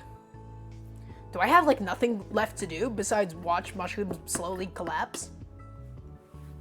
Yikes. This is also a very good time to just ask me any kind of cooking questions that you may have. While I'm desperately trying to think about what can I be doing with this time. We'll see. And again, we're just gonna flip them around. We're gonna move them around a little bit. We just wanna get these mushrooms beginning to cook so that they then break down really, really nicely. We're keeping a lid on it to evenly cook it and to stop the water from evaporating too quickly. 500 degrees, that's right. We're gonna have a hot oven today. 500 degrees Fahrenheit. Yes, Jack, I don't have a 500 degrees Celsius oven in my home. I guess I needed to clarify that. Is lasagna mid? Asks Keepers. Okay, I have an answer for you. Lasagna is not mid. However, the way that most Americans grew up with lasagna is not just mid, it's miserable. The average American lasagna, and I'm not talking about like a really good Italian American lasagna, but the average American lasagna, when it was like, you know, a white person in the Midwest growing up and their mom said, oh, sweetie, it's lasagna night, they grew up with instant no-boil noodles, okay? They grew up with canned Prego tomato sauce, maybe with some ground beef cooked into the canned Prego tomato sauce, okay? A thing of ricotta cheese, and then a bunch of shredded mozzarella. A bunch of packaged ingredients that got assembled and then baked together. There is no love in a lasagna like that. I'm not talking smack about an Italian-American lasagna, but that's not an Italian-American lasagna. That is a consumer lasagna. That is a capitalist lasagna. That is one that is entirely built off of convenience culture. That one is wet and it tastes like canned tomatoes, like the canned tomato sauce, and it's like wet from all the ricotta, releasing a bunch of liquid, and the meat is like a bunch of like flavorless pebbles. Oh, terrible. I love lasagna. I love a good lasagna. That lasagna, miserable, inedible, quite frankly. Inedible. Now, a really beautiful lasagna, I'm not even talking about like an Italian one where it's like, oh, you have to use fresh pasta and you have to make a bechamel. But making a really proper, like beautiful like meat sauce, right? Just like cooking it down long enough. People don't cook their meat sauces down long enough. They cook and brown the ground meat in 30 seconds and they add like a jar of tomato sauce. It's terrible. Jar of tomato sauce is awful. It's not that hard to make your own. It's really, really delicious. But yeah, you make your own meat sauce, you give it a little bit of love, you give it a little bit of effort, okay? You properly brown things, you properly stew things, you properly cook them down. Your depth of flavor is going to be incredible. I think of an American lasagna and I think about how wet it is. You don't necessarily have to make it a bechamel, Samuel. In many parts of Italy, they don't necessarily use a bechamel either. In several parts of Italy, they do use ricotta or other kinds of cheese. A bechamel is not integral to that of a lasagna. Right, I've sometimes seen like also traditional lasagnas be made with like a cream cheese sauce, right? So yes, a lot of traditional Italian variations will use a bechamel, but not all of them. Not all of them, Samuel. But what I'm trying to say is, I don't want to, talk smack about a lasagna with ricotta in it. It can be delicious, as long as you pay attention to the components, as long as, you take the ricotta and you strain it out, like with a cheesecloth to get rid of excess liquid, or make your own bechamel. Just give it some love. Give it some love. Okay, so mushrooms, they're cooking. You can see that it's steaming up now. Take a look. We're going to take these mushrooms and we're just gonna give them a good old flip skis. We're gonna give them a good old flip. We're going to fully collapse them, and then you're going to see the volume dramatically decrease. We're going to keep the lid on a little bit longer, just until I'm confident they're all collapsed, and then we're gonna crank up that heat and we're gonna evaporate all that liquid, my friends. This is the water method for cooking mushrooms, and it's one of my favorites to do. One of my favorites. I think everybody should be doing this with their mushrooms. You just take mushrooms, you throw them into hot fat, it's gonna soak up the fat, it's gonna start, cooking in its own liquid, it's gonna be a mess. You do this method, juicy mushrooms without needing too much fat. Okay, by the way, the chicken is currently at 135 internal. We're going to pull it in a few minutes, crank up that oven to 500, brush it with a bunch of yogurt, okay? And then it's gonna get that deep orange color, at least. I hope it will. That will be nice if it does. And we're gonna cook it inside until it's 155. Keep it nice, keep it simple. We're doing the slow roasting beforehand to make sure that the chicken gets really evenly cooked through. And then we're blasting it for like the last 10, 15 minutes or so, just to make sure that we get a really beautiful crust on the outside of the chicken. I hate it when people do their chickens, like their whole chickens, or like a whole roast, like a whole ribeye, in an oven at 500 degrees. You do that, and your inside will be completely raw by the time the outside is overcooked. Slow roasting for big pieces of meat, hot and fast for thin pieces of meat. Does everybody understand? I want to hear a yes, chef, from everybody watching.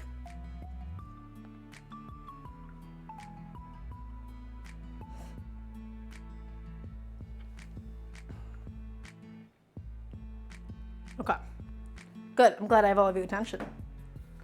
Great, okay. So the mushrooms have now adequately collapsed, and you can see, look how much more liquid we have. My friends, that is the foretold mushroom liquid.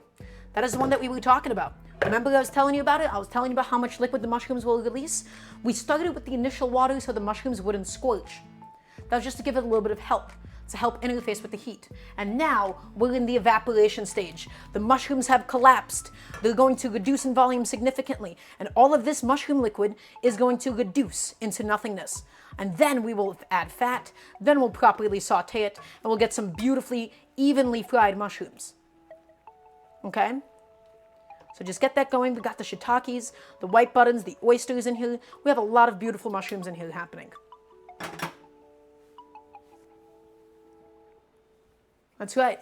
The prophetical mushroom liquid. It's happening. It's boiling away. And then we'll season it. We'll hit it with the fat.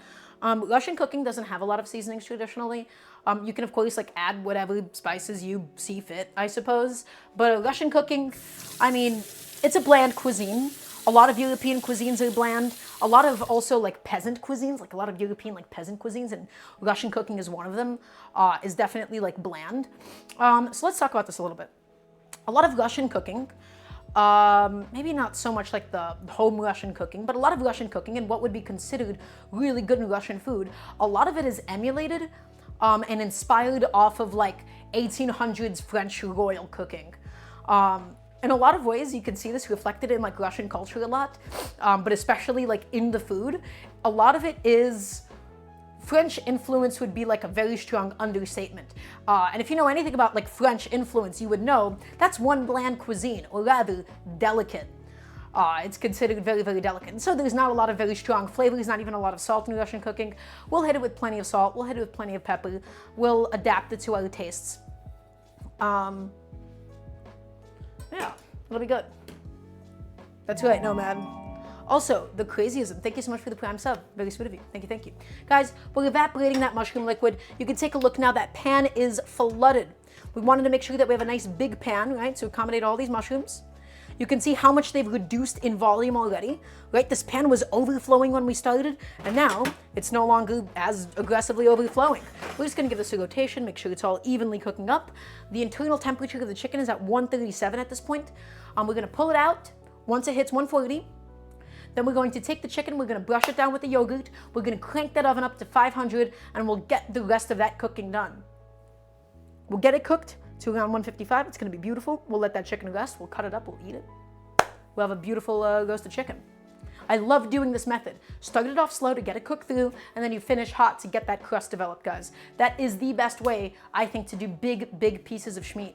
It's basically a reverse right? It's the entire methodology behind a reverse sear. It's the entire idea behind a sous vide. If you're sous videing, you don't even have to worry about this. If you're sous videing, then, you know, that's its own thing entirely. This is basically a hotter sous vide, right?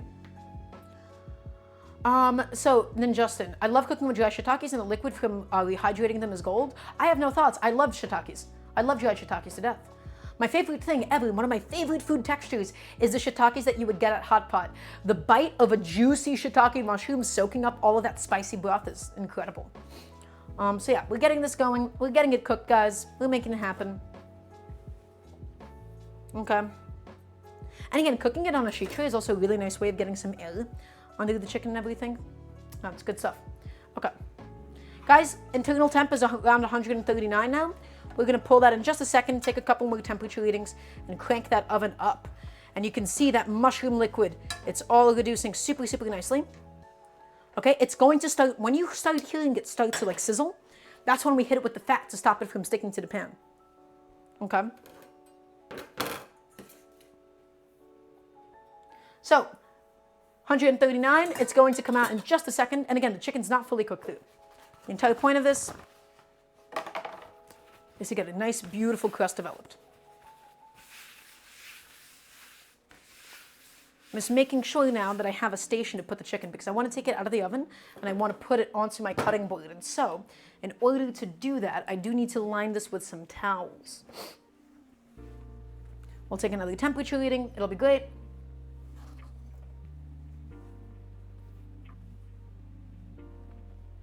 Okay.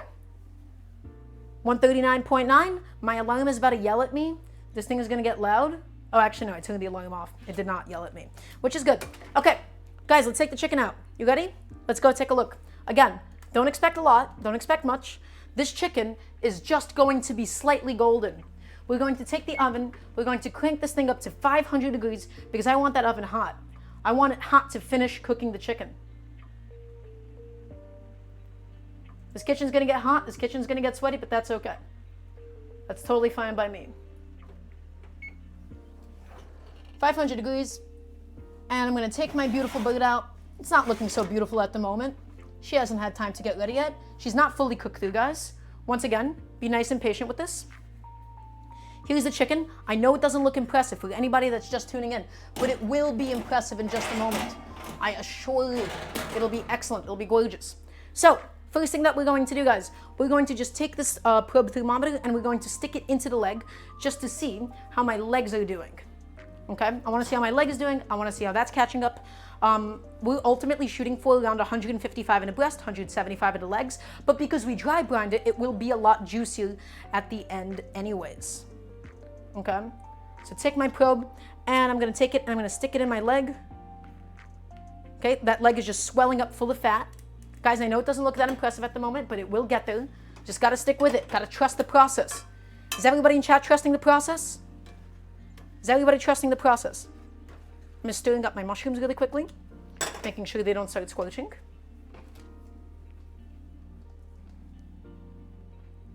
Trust the process. So, what's the reading on the leg say? Oh, the leg's at 168. That's perfect. Yeah, guys, this is coming along great. Yeah, we're looking, you can't really overcook the legs because you're actually looking to cook it to around 175 so that it's fully tender. That's when the connective tissue starts breaking down. That's when your collagen starts turning into gelatin. Yeah, okay. So thickest part of the breast is reading around what? 149, 145. That's perfect. That's perfect for the purposes. And now, guys, let's go ahead and take. We can probably use a glove. We can use a brush for this. Remember the seasoning paste that we made? Okay. I'm just going to stir the mushrooms because they're hitting that point where the pan is drying up. I'm just turning down the heat so it doesn't happen too quickly. Because otherwise they will start sticking and they will start burning. Okay. And now, guys, we're going to take it. We're going to take all of that yogurt. I think a brush will do a lot better of a job for us, actually. Yeah, a brush will be better for this. Actually, I don't know. I may just end up using my hands. I still don't know what the best tool for this job is. Because this isn't particularly efficient. Actually, it's doing just fine. So guys, this is the yogurt. And again, the yogurt, it's not being used for any tenderizing. We didn't marinate with it per se. The reason we're using the yogurt, I would use gloved hands, but it's a little bit too hot for that. The reason we're using the yogurt is it's going to give the whole thing a really beautiful orange hue, and it's going to make sure the seasonings stick and the seasonings don't just slide off. If we just put the seasonings on top and we did it with oil, it would just immediately all slide off. And the potatoes are just soaking, they're not on the heat. The potatoes are not on the heat, they're off the heat, they're just soaking in the water just to make sure they don't oxidize. Good question, Justin. We'll get to the potatoes in just a moment. So we're brushing this bad boy, we're getting it done. Okay, get a load of this guy. We're getting all of the yogurt on there. You don't want too thick of a layer, but again, the goal of this is hopefully it's going to turn nice and orange when the whole thing is cooked, okay? You just don't want any big clumpy pockets of it, otherwise that can get kind of gross. Just make sure it's nicely and fully covered. Guys, I haven't done this method of cooking chicken before. I'm actually theory crafting, right? I'm testing. I'm essentially recipe testing.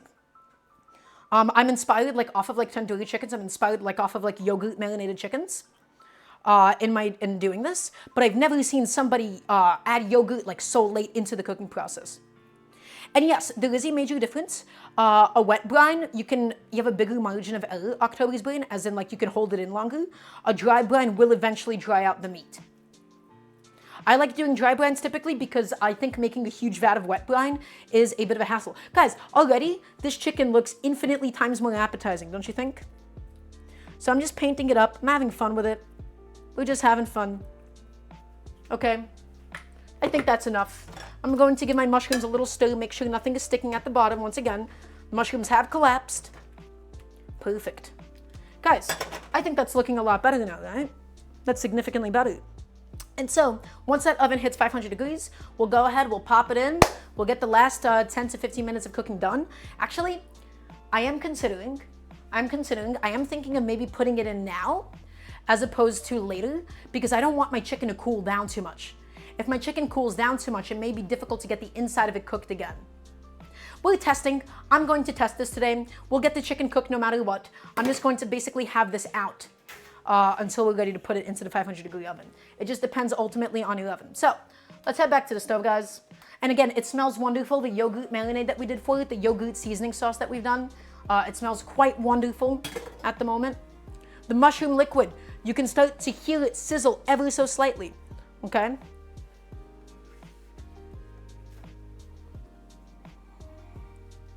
Okay, it's starting to sizzle, it's starting to stick at the bottom as well. So again, you want to lower your heat, and in a second, we're going to add some fat, because now the sauteing stage is going to begin. I just want to go ahead and take my chicken, and I just want to move this thing aside. I want to take it, oof, it's all a little bit heavy. Take my chicken, and there we go. Set it down, guys. We're going to get back to that chicken. We're going to roast it, hopefully get some beautiful color. I'm testing my new method today. I'm really excited about it. And in the meantime, guys, look at my beautiful mushrooms. Look at the pan drying up now.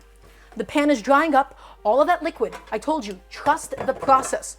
Trust the process. The mushrooms have collapsed. And now that they're cooked, now we can get some beautiful color on it.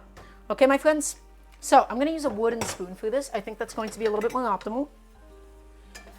Take a wooden spoon, just scrape up the bottom because there is some of that mushroom fond, right? Some of the cooking liquid of the mushroom, some of the proteins, whatever was in there has sort of dissolved and is now stuck to the bottom.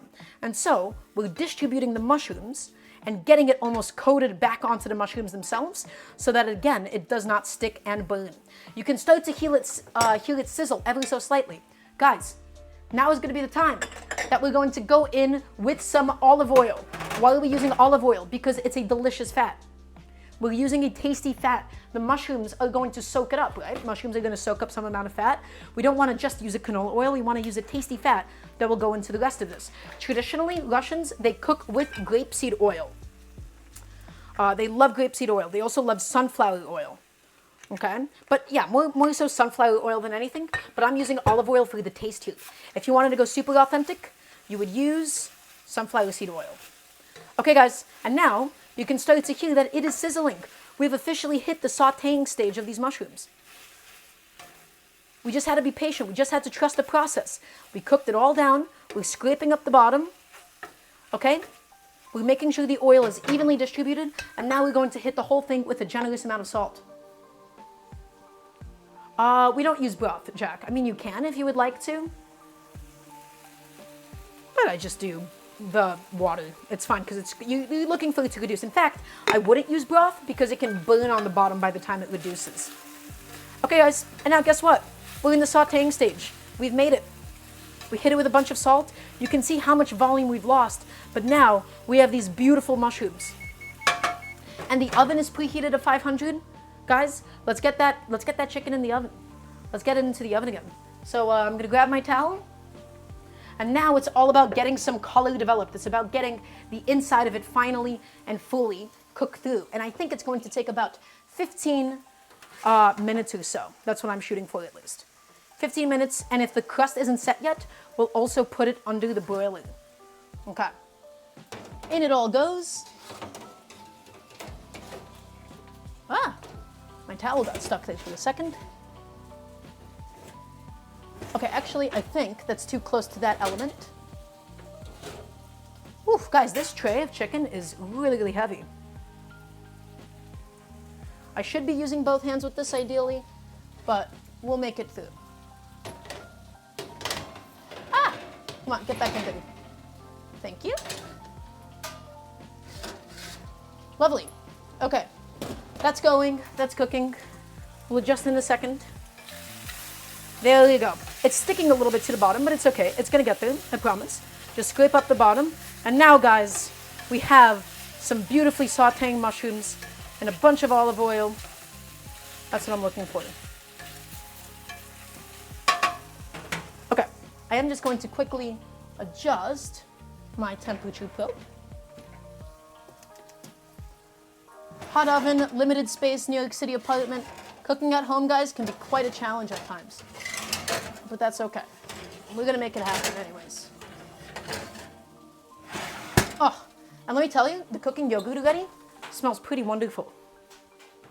Right? Okay.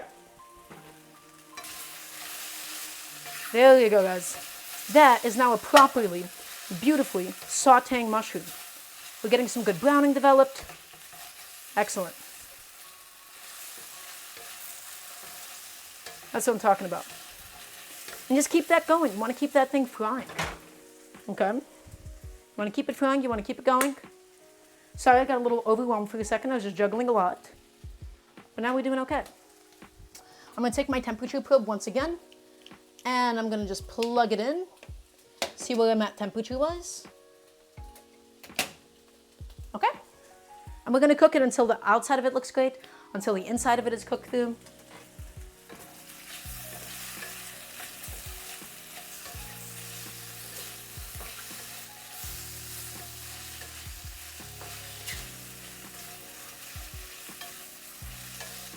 Hopefully it works out okay. We'll see how it goes. I'm curious to see how the chicken will come out. I'm basically testing my own recipe, my own idea here.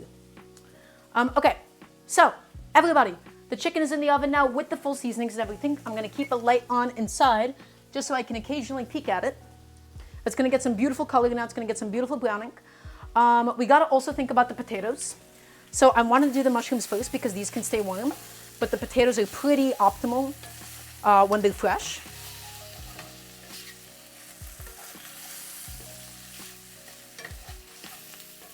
My kitchen is getting quite hot now. It is that is a 500-degree oven. I'm gonna have some water to cool off.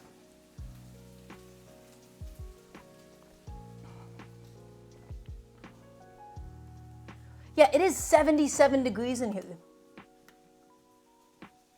Guys, it is 77 degrees in this house right now. That is brutal. Wow. That's okay. We're hanging in there. We're doing okay. We're continuing to just saute these mushrooms beautifully.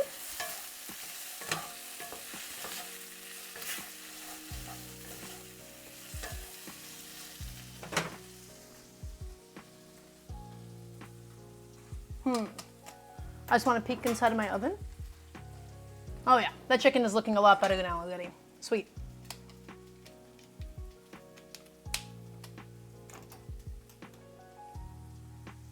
Okay, and we're just keeping it going, guys.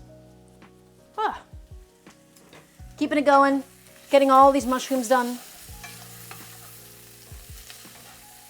We're just looking to properly brown them, properly build some color.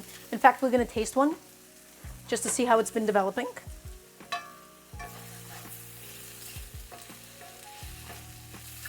And I don't think I'm gonna push it too much further than this. I don't need like a lot of color developed. Let's taste that.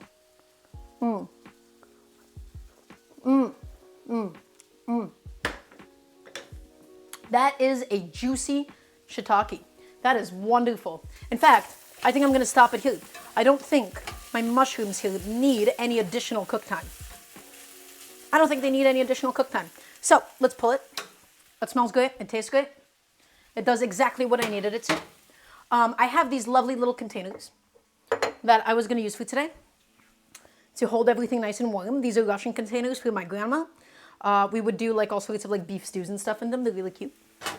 So I'm gonna take my mushrooms and I'm gonna just plop them inside to keep the whole thing nice and warm, and they're gonna get combined with the potatoes at the end. So this is just to keep them nice and warm, guys. They're gonna get heated back through. The mushrooms are the component that can get done the most in advance, hence why they are being done in advance.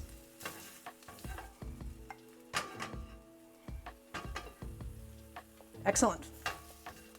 Plop them out, take them out, get any bits that are also stuck to the bottom, because I'm also gonna be frying up my onion in this pan. Oh, and the chicken smells pretty wonderful. Excellent. There you go, guys. That's my thing of mushrooms. I'm gonna slap a lid on it to keep it nice and warm. In my oven, I can hear that things are popping, that things are going well. Okay, I'm gonna take a second and take a look at the oven, just to see what's happening down there. Because again, I'm not looking to burn the yogurt, but ooh, that looks and smells quite good, I've got to say. That does look pretty nice at the moment. Okay, hi. So, mushrooms have been cooked, and now we have to talk about the potatoes and the onions themselves. The onions, I'm not too preoccupied with at the moment. I am a little bit more concerned about my potatoes. Okay, so let's look at my potatoes.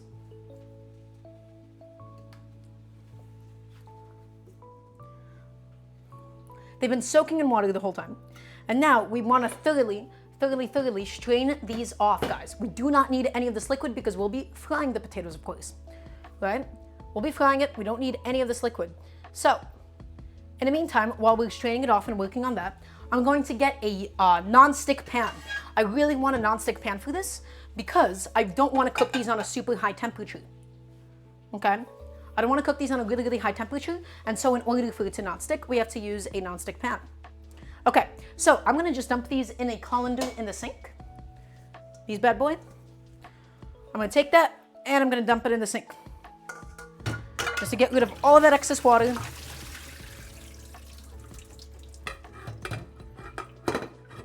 And then we will have a thing of potatoes. Okay, so take a look. Potatoes, they've been mostly drained of the water. We're going to make sure that it is fully drained of water though. And in order to do that, what I'm going to do, I'm going to shake it on over my sink. I'm going to dump it on my sheet tray right here. I have a sheet tray behind me that is now full of potatoes. No, we're not doing a Spanish tortilla. It's going to be a lot less oil than that, but I like the way that you're thinking. Okay? So we're going to start with a little bit of olive oil, and we're going to heat it up slowly. We're not looking for super hot potatoes, and we are going to have to cook this in batches. Right? I'm looking at the amount of potatoes we have, and again, a non-stick pan will do the batch cooking a lot better. We're looking to get the oil to a medium hot. The potatoes are going to take on a lot of that liquid. So we have to pat these things dry. We have to pat them dry. We do not want wet potatoes. I've realized I've also run out of paper towels, so I'm going to go ahead and grab some more. Please don't fall on me. Please don't fall on me. Thank you. Okay, I got some more paper towels. It did not fall on me, thankfully. That was close though. Okay, hi. So, potatoes. We're gonna pat these bad boys dry because they're going to go into a thing of oil, but we will be cooking them with a lid. We'll be cooking them with a lid because we want to get the insides of them cooked through, since these are basically going to be purely pan frying. Okay? Ooh, guys, that chicken looks pretty good. That looks pretty good. Ah, My thermometer fell. The chicken looks pretty good. We're gonna pull it in a second to see if we can put some more seasoning on it. So I'm taking these potatoes and I'm patting them dry very thoroughly over the sheet tray. I had another potato fall just now. That's okay. Patting it dry. Okay? And again, we don't want the oil to be like sizzling, burning hot or anything. We're going to start them with the lid on. We're going to slowly soften up these potatoes. Okay. Let's see how hot the oil is. We're just going to put a potato down and see what its vibes are at the moment. Okay. Again, a very, very, very slight sizzle. That's what we're looking for. Very slight. That's perfect. You barely want it to make any sound at all at the moment. You see how many bubbles are coming out? That's perfect for us right now. And we're going to go ahead and get all of my potatoes slid in.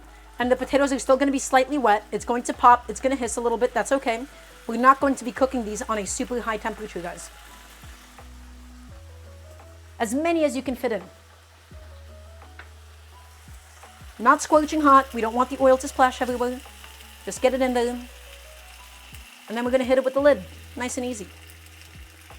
Guys, there's a reason why this is also like a very common restaurant food. This is not a simple potato dish. Okay? It's a little bit atypical for me to do something this laborious at home. But I just really wanted to relive this dish that I have a lot of love for. Okay, I don't think I can stuff that pan anymore. The potatoes will shrink a little bit as they cook. All we're going to do now, guys, we're going to take a lid and we're going to slap it on the... We're going to slap on that lid. Make sure it doesn't slide off though. And we're going to lower that heat. We want to cook these guys medium and slow, medium and slow. Too high of a heat and the outside is going to be burnt by the time that the inside of the potatoes are done. Okay, simultaneously, we also have to worry about Mr. Chicken. We do have to worry about the chicken, guys. I'm just trying to figure out where can I put this pan. Guys, in your kitchens, you have such limited real estate in here. Oh yeah, that looks pretty good. Guys, do you want to see this chicken? Does anybody want to see this chicken? It looks pretty good at the moment. You guys ready for this? I want to hear yes, chef, please and thank you. I'm waiting on it.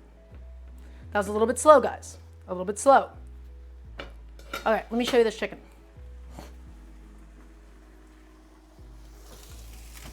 Oof. Okay, that looks pretty good. All right. All right, you guys ready? I'm actually quite happy about this method of cooking. That smells great. That looks pretty good. I think I cooked it a little bit too long in here with this method. I could have maybe done like 450 in retrospect, but it is doing for me exactly what I wanted it to do. Right? So we got like that almost like tandoori effect, right? Where it's like this really, really beautiful orange color. Right? Nice and crispy. Nice and charred. We got like a really nice color on it. And now the only thing I'm going to do is I'm just going to temp it. I'm going to make sure that it's fully...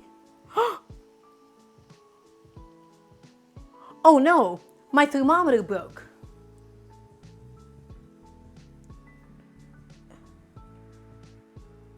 Okay, that's not good.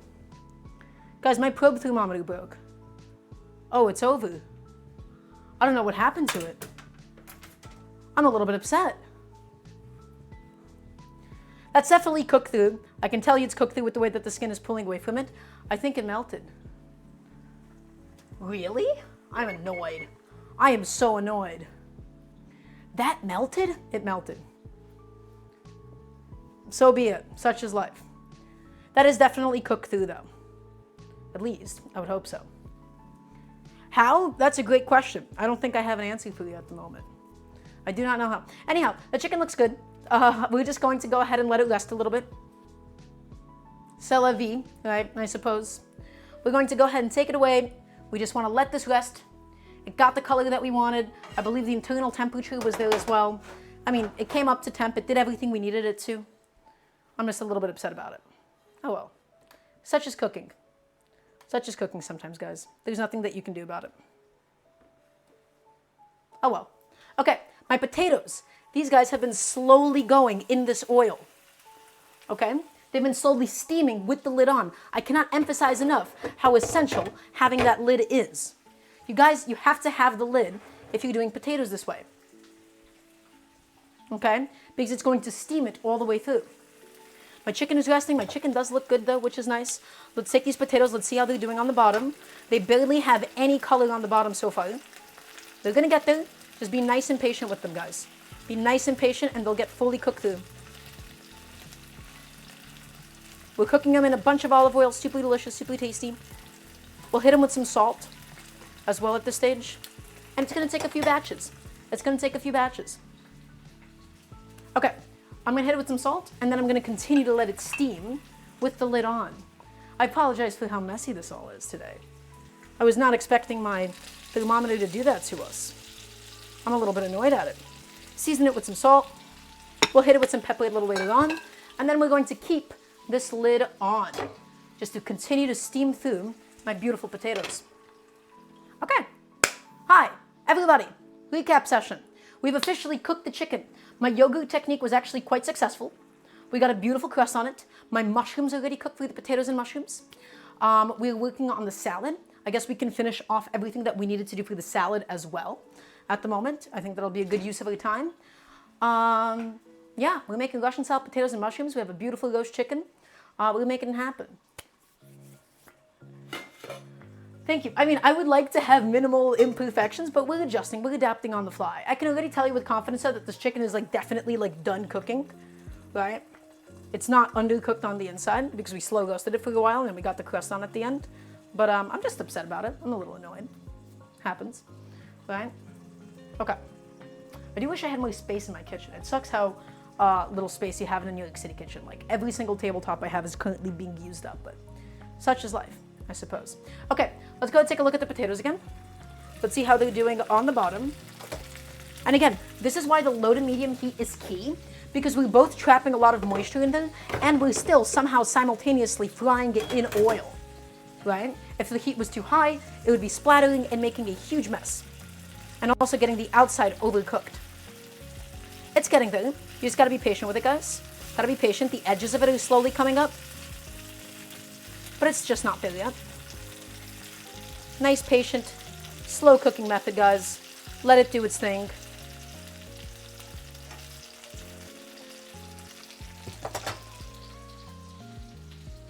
And again, if you theoretically like pre-blanched it, you wouldn't have to do this step. You could just do like a hot pan with some hot oil. But then they tend to fall apart a little bit more. So the beauty of having the raw potatoes this way, they really do hold their shape a lot easier during the frying process without needing that pre-blanching or anything. Okay, I have this pan. I still need to use it. I don't know where to put it. Guys, I straight up have no idea where to put this pan in the meantime. I've completely and utterly run out of space. I need a cutting board. I need my cutting board, and yet I've run out of space. So I guess I'm just slowly cooling this thing off until I can set it on a surface somewhere. But I'm a little annoyed about that at the moment. Does anybody have any questions for me at the moment? Does anybody have any questions thus far about this process, about any of the things that we're making, about anything else cooking related? Because I'm here to help you. I'm here to help you out. Okay, let's give another peek to those potatoes. Let's see how they're doing. Oh yeah, okay. That's now getting a really nice fry on it. That's looking quite good. Just move them around a little bit, just rotating them, making sure that it's all cooking evenly.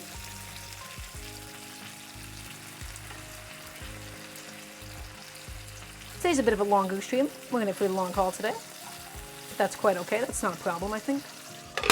I think I might just keep the chicken in the warm oven just so that it stays a little bit warm. Yeah, and then Justin, you got it. Turn it sideways? I don't think I actually have the luxury of turning it sideways right now. Nope, I don't have the space for it. It'll be like too wobbly. I don't like doing like the big sheet trays on that. But yeah, I think just having it in my hot oven for now will be totally fine. If I feel like it's burning or overcooking again, then we'll go ahead and deal with that. But I think it'll be fine. Okay. Just put it back in my oven. It might cook a little bit more. That's fine. That's chill. You know. Okay.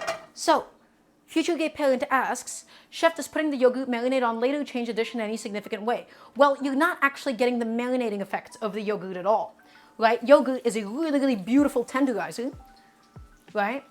And none of that is actually going to come into effect if you're cooking with the yogurt, right? So we're not getting any of its tenderizing effects. We're only getting its ability to hold the rest of the like spices on it.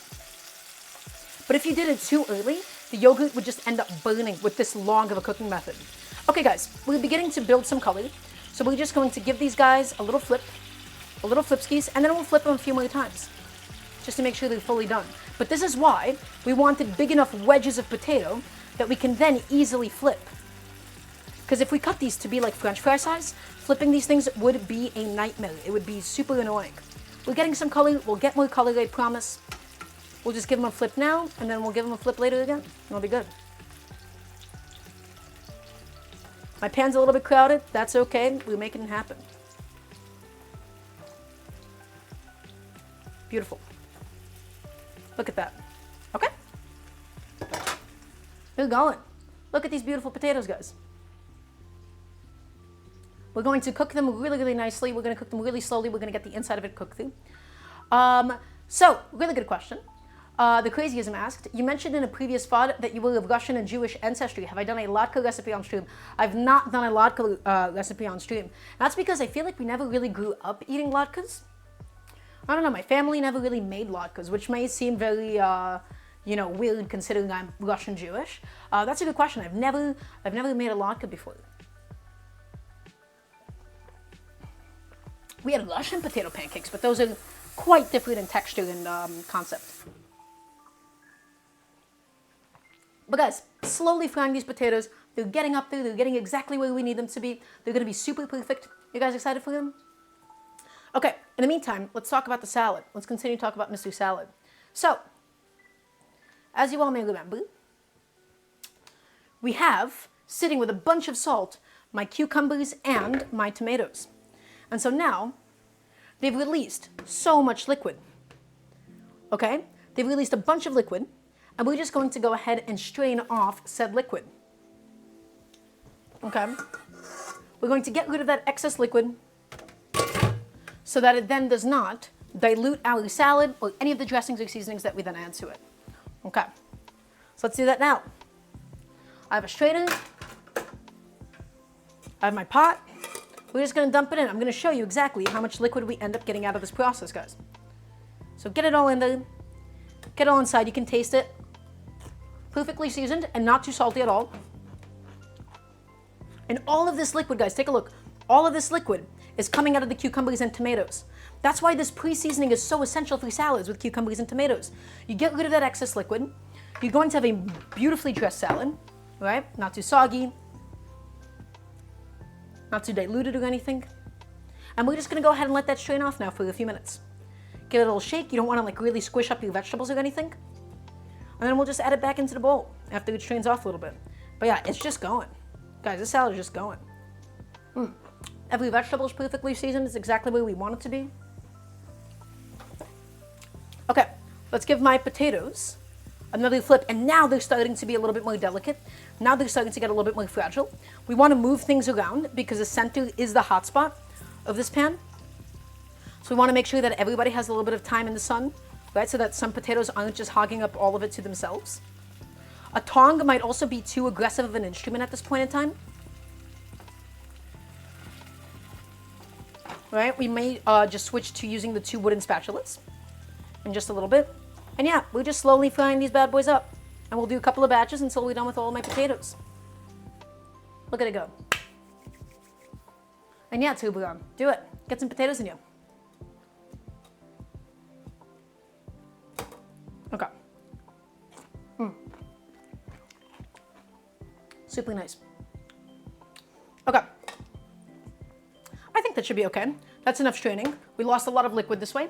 And yes, and then Justin, we did a Greek-style cucumber tomato salad recently on stream. We did the oliatiki.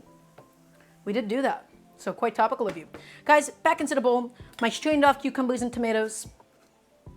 And now we're just going to keep it really simple. We're going to dress this up really, really simply. Russians, you know what they love? They love plain white vinegar. They love plain white distilled vinegar. So we're going to do a big splash of that, just going inside. They already have all the salt that they need, right? So big splash of vinegar going inside. And depending on which generation of Russian you are, many Russians don't actually love the taste of olive oil because they never really grew up with it. They would use once again, like a sunflower seed oil, but I love the taste of olive oil. So we're doing a big splash of that going inside. It has all the salt that it needs. It has all the seasoning that it needs. So we're just gonna do some black pepper, guys. A little bit of black pepper going inside. Okay. And then we're gonna hit it with some parsley, and that's it. That's the salad. Parsley going in. The rest of the parsley is gonna be for the potatoes. And let's mix it up and give it a taste. Guys, really, really basic salad. Cucumbers, tomatoes, parsley. You can do some garlic, you can do some onions if you want. I'm just keeping it really simple. Also, Jack, it depends on what you need help with, I guess. Look at that. That's it. That's all there is to it. Jack, actually, maybe this would not be the place. This might not be the place in that case for your question. But, delicious. Simple, acidic. I'm gonna just put this in my fridge to chill out. And the potatoes are slowly frying. They're getting up to temperature, guys. They're getting to exactly where they need to be. Okay? They're probably like really beautifully brown now. Oh yeah, that's it. That's the texture I'm going for. Nice. That's looking really good. Let's flip them around again. Guys, look at these fried potatoes. Pan frying potatoes, low and slow like this. Such an excellent, excellent way to get them done. Just rotate them, keep them moving. It takes a little bit of babysitting, and they will get there over time. But that's why you don't want them to be too thick. If they're too thick, they won't ever cook through on the inside. We could probably get another pan of these simultaneously going, just to be able to do this in batches, I guess.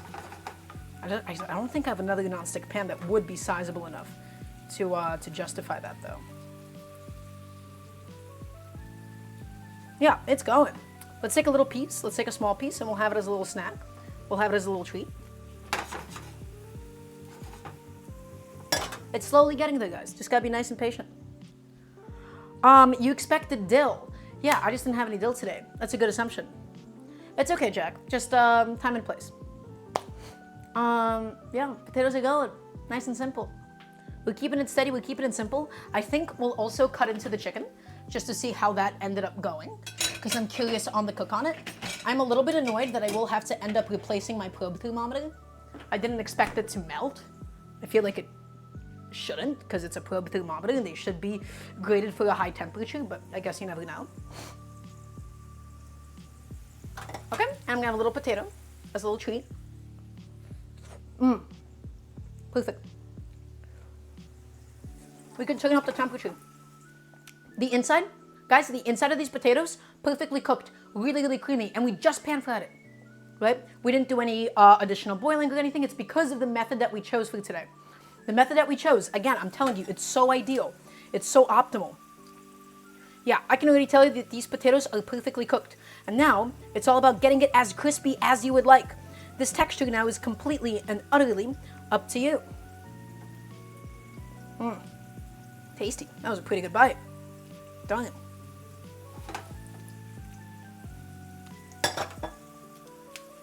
Turn up that heat now. Let's get it nice and crispy. A little bit sweet, really, really creamy, really fluffy on the inside. Just basic pan-fried potatoes, guys. And we're gonna mix it up with the mushrooms, mix it with the parsley at the end too.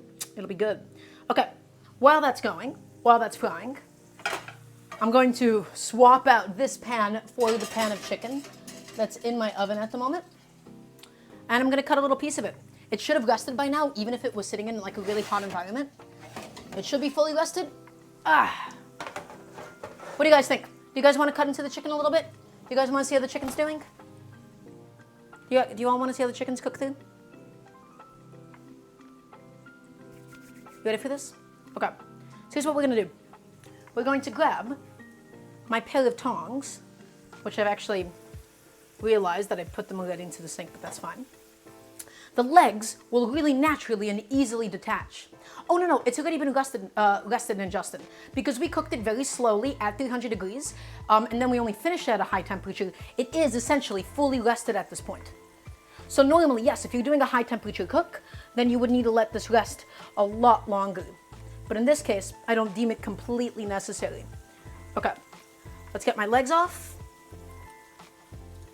Definitely super, super moist, super juicy. The inside of the breast also looks actually kind of perfect at the moment. Yeah, great. Let's get that onto my cutting board. Also, welcome on in, Saifu. How are you doing today? Hope you're doing well. Okay, let's get my breast onto the cutting board. Boop. And let's just get a little piece of it. Potatoes are also, they're looking pretty good. That's right. Okay, where's my other tongs? Where did I put them? Aha, found you. Okay, again, we're just getting these, ooh, there you go. That's the color that I'm looking for on them. That looks good. That looks good. That looks good. Yeah, that's what I'm looking for, guys. Look at these beautifully fried potatoes. These wedges. That's the final color that we're looking for. And then we're just going to pull them at this point after they cook a little bit more on that other side. Excellent. Maybe that one's a little bit too brown. That's okay. I should have babysat these more. Just keep flipping them around. Keep them going. We'll give them a few more seconds. And then we'll get rid of them. Oh, yeah. Guys, that's a nice looking potato. That's a really good looking potato, isn't it? Okay, and then, remember, we have this container. I have a second one of these where I'm going to keep the potatoes warm after it gets pulled off, right? I'm going to take one as a little treat for myself. I'm going to take this really, really well done one. And let's just pull them off. Let's pull off the potatoes. Let's get into my little bowl. We don't have to strain off the fat or anything because we want all the fat in this dish. Get them off.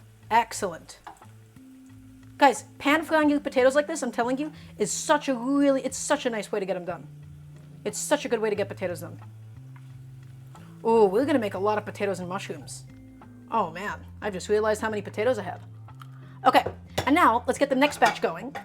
Let's distribute the oil. Again, I do want to emphasize, having a non-stick pan for this is a really, really nice added benefit. It allows you to cook these on that cooler temperature that you're looking for. Okay, let's do another splash of oil, just to make sure again that it's nicely and evenly pan frying. And let's get the next round of potatoes in there.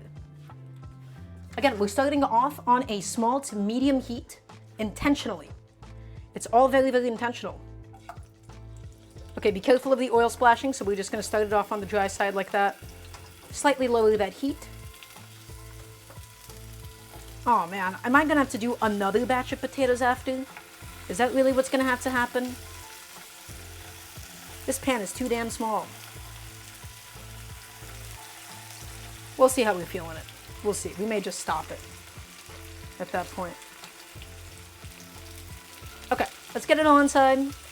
Let's get it in there. All my potatoes going in now. Okay. And once again, guys, we're just going to hit this with the lid.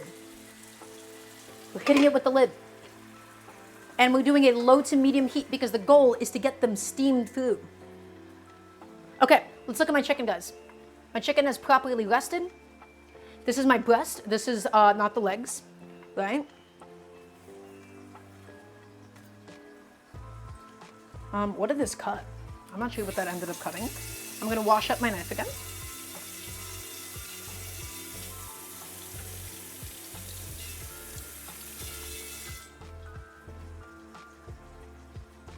Okay. And again, I think that yogurt method that I was doing where I just painted it with the yogurt at the end, honestly, it was a pretty good idea. Okay, is this too hot to touch? No, it's actually quite comfortable to touch. Let's see. Cut it down the middle. And then, ooh, it's actually still a little bit hot. And then I'm going to try my best. You know what, let's just start by taking off the wings. Ah, it's hot. It is fully rested at this point, but I am just trying to detach the whole thing, which can be a bit of a challenge from time to time. Okay. Ooh, guys, Wait, that's really good. Whoa, hold on a second. Wait guys, that's actually pretty tight. Let's remove this bottom section of the breast. That is a really, really nicely cooked piece of chicken. Kind of hammered away at it, kind of hacked at it. Guys, this chicken, super, super juicy. Take a little bite of that. The oyster would still be on the legs. Whoa, guys.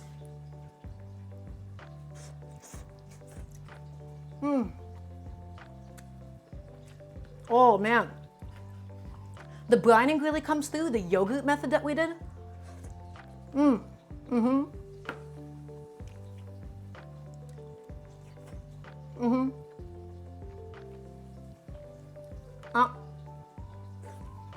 Okay. Yeah, you can't really complain about that. That is perfect. That is juicy. That is succulent. That is everything that you want out of a roast chicken. That's exactly what I wanted it to be. We're gonna basically just let that cool down even more so that I don't have to worry about, once again, burning myself as I'm handling it. But, damn, that's a good piece of chicken. I'm pretty happy about that. Whoa, okay.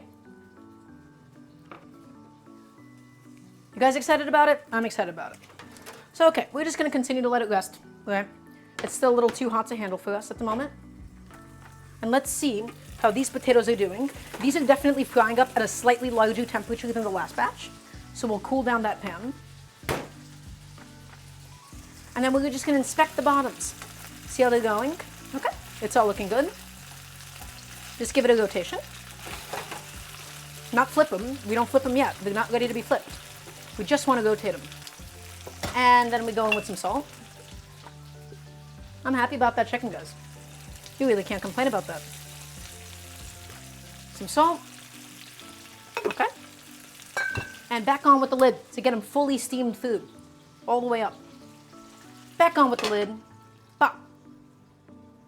And I'm gonna get my chicken just back in the oven just to chill out. It's a warm oven, it's not hot, it's not going to like cook the chicken anymore or anything.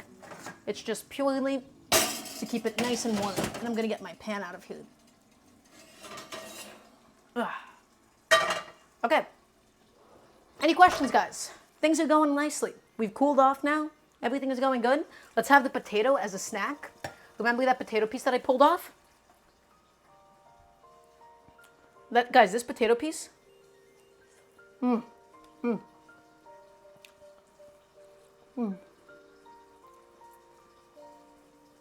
So good. Fluffy on the inside, crispy on the outside.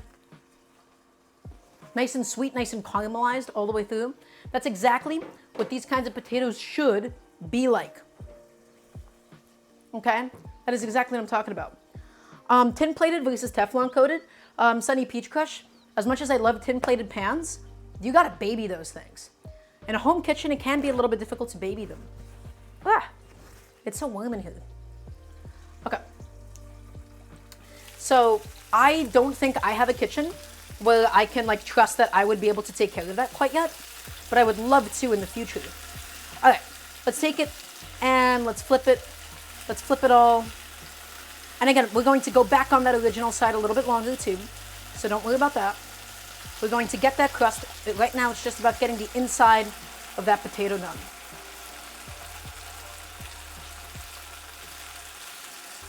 I don't have an approximate time measurement.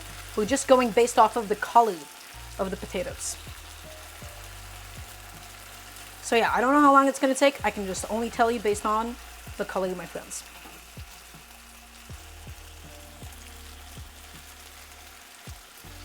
Okay, and there we go. And tuck that in good night. Woof. Hot, it's hot in here. Really hot. Let's take a second to cool off, everybody. How are we doing? Everybody hanging in there? The chicken is done. The salad is done. Everything is done at the moment. I'm just going to go ahead and actually just put some of my dirty dishes away, right? Because we have a moment in time. Why not use it to an advantage? I think the 3 potatoes ended up being too much anyways. I would have been able to get away with this only doing 2 potatoes, I think. 2 potatoes, and I think I would have still yielded enough for my potatoes and mushrooms. I am half considering, with that last batch of potatoes, just soaking them in water and doing something else with them later on. Yeah, you know what? I'm not gonna do 3 batches of the potatoes. I'm actually just going to soak it in water and do something else with it later. So keep it in my fridge. Yeah, I don't need to force that many potatoes. You roughly want like a 2-to-1 volumetric like potato to mushroom ratio for something like this, although that's entirely up to you. I just don't want to do 3 batches of potatoes. I think it'll be excessive at that point, really. What do you guys think? That sound good? Also, welcome in, Pablo. Welcome, welcome. Hope you're having a good day today. Okay. Well, I'm glad you like them, Drag. Okay, and then Justin, you've asked me, how do I feel about fusion recipes? But you're not sure if it's Indian or Mexican on the lentil chicken soup that you made. Okay, so here's my opinion on fusion, specifically the word fusion and anything branded with fusion. When somebody says that something is fusion, I question its intentions. When somebody's like, oh, we're doing like an Indian-Mexican fusion for the sake of it. A lot of people, they treat it like a thought experiment, but it doesn't actually come from a place of, hey, we think these flavors will work really well together. It sometimes comes from a place of like, what if we did these things? And it doesn't really come from like a perspective of, oh, people grew up with this. I am all for mixing flavors, of course, and different perspectives and to get like a really unique, special product that way. But I don't like it when people do it for the sake of a thought experiment. Does that make sense then, Justin? Also then, Justin, it doesn't have to be innately Indian or Mexican, right? It can just be the thing that you made. Okay, so my other potatoes, once again, I'm just gonna get them into a container with some water and just throw that into my fridge so I don't have to worry about that for a little bit.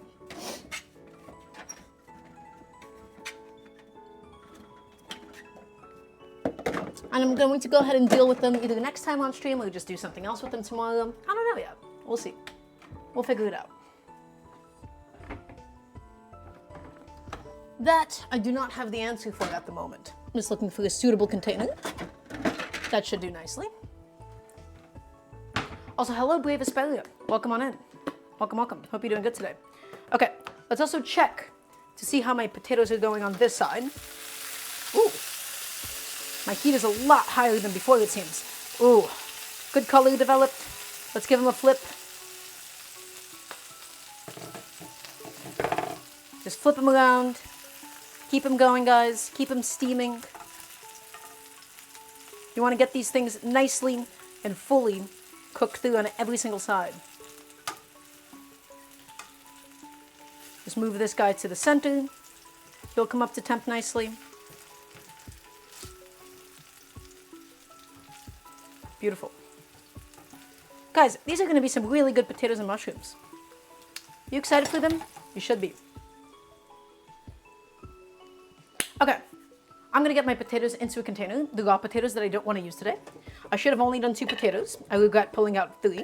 I almost did 4, in fact.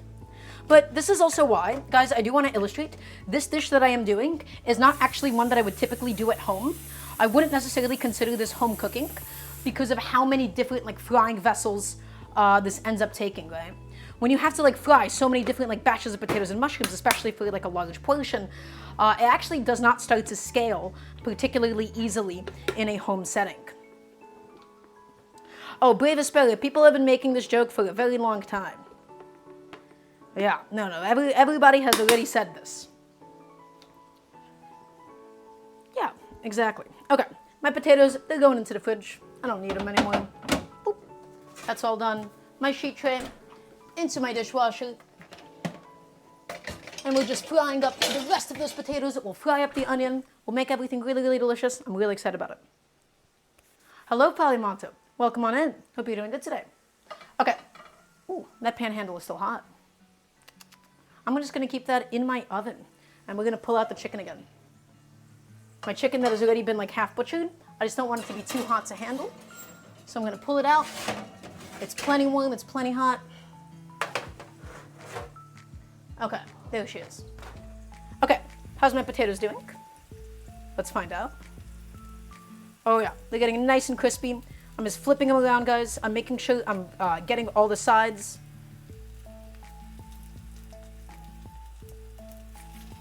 There it goes.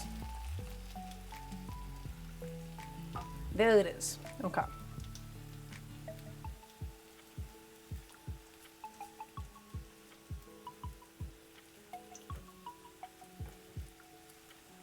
And then at the end, all we're going to do is we're going to fry the onions in this pan, combine everything together one last time, bring it together, and enjoy it. There it goes. Excellent. Okay. And let's hit it with some salt.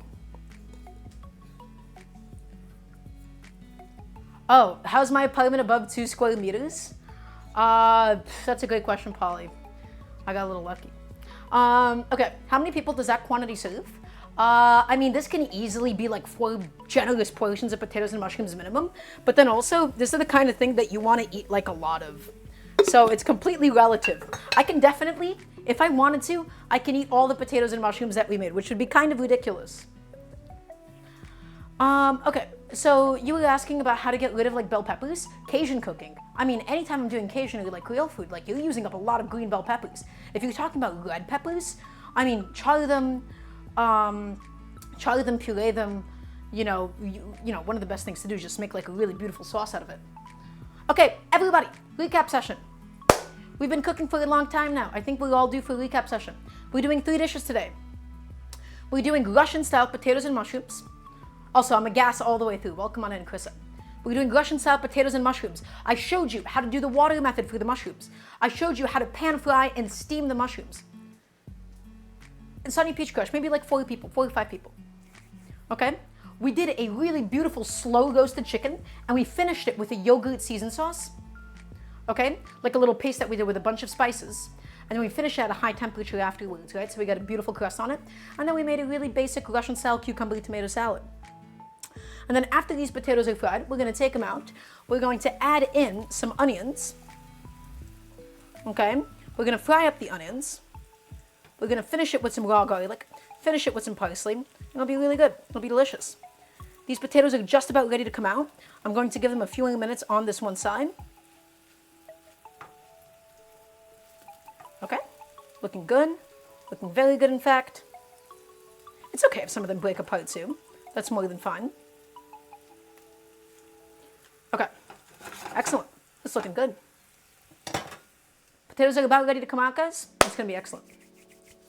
What kind of potatoes am I using? I'm using Yukon Golds. You can use Idahos, you can use Russets, you can use Yukon Golds. I would not use red waxy potatoes. You wouldn't use like fingerling potatoes or anything for something like this. The texture would be incorrect. I urge you to put some of this in a box so I can trade you for a Swedish kebab pizza like we arranged. Polly, we arranged is a strong word. You arranged is a much better way to put it. Okay. I think every time I try to do something with like a sheet tray in an oven, I feel like it's always like really ambitious because I always run out of space to put things after. I always get like a little stressed out. Man, I'm upset about my probe thermometer. I'm really annoyed about that thing. I really liked it. I'm gonna have to get a different probe thermometer. It melted. I feel like if it's a probe thermometer, you're not supposed to melt. It's the kind that's like supposed to stick in there and stay in the oven. Brave Asperger, that's completely and utterly up to you. I like my potatoes on the darker side. I like it like very like thoroughly browned, but that just depends on you and your own taste. As long as the inside of it is entirely cooked through, you can pursue the outside, to whatever doneness that you would like. Okay, guess what, guys? My potatoes are now perfectly cooked for me. That looks good. Oh, that looks excellent, in fact. Right? Look at these potatoes. Right? Nicely, beautifully browned. Let's go ahead and take them out. We're going to put them into a handy-dandy little container that we had sitting aside for it. Sitting aside, waiting for the next batch of potatoes to go in. Take them out. Take them out. We're going to leave that fat in the pan because we're going to now be cooking up the onions. And then we'll add everything all together and we'll have a beautiful dish of potatoes and mushrooms. So we need all of that leftover fat, guys. I'm using this container just to be able to keep my potatoes nice and warm. Yeah, there you go. Okay. And now, let's let that olive oil heat back up. And again, using a nonstick pan for the potatoes is my preferred. It is my ideal. No, trust me, these potatoes are plenty crispy. It did the job. It got there. The oil is now nice and hot, yet again, right? And onions going in. This is the final cook, guys. This is the last thing that we got to get done. We want to thoroughly, properly fry up these onions too. We don't just want to, quickly cook the outside of it. We want to fry these onions. So once again, let's hit it with some salt. Let's hit a bunch of salt. Some salt, some ground pepper, and let's let these onions go.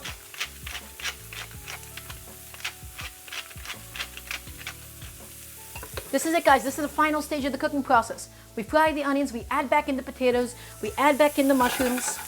We just combine everything and we finish it with the garlic and we finish it with the parsley, and then we're good to go. So get these bad boys going, get it all cooked up nicely, let it do its thing.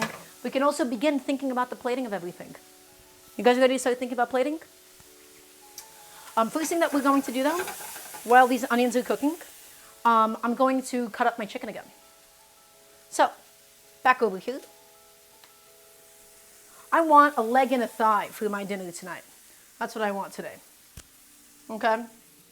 A leg and a thigh. So, leg and thigh right here. Let's take it, and we're just going to split this down properly, beautifully through the middle.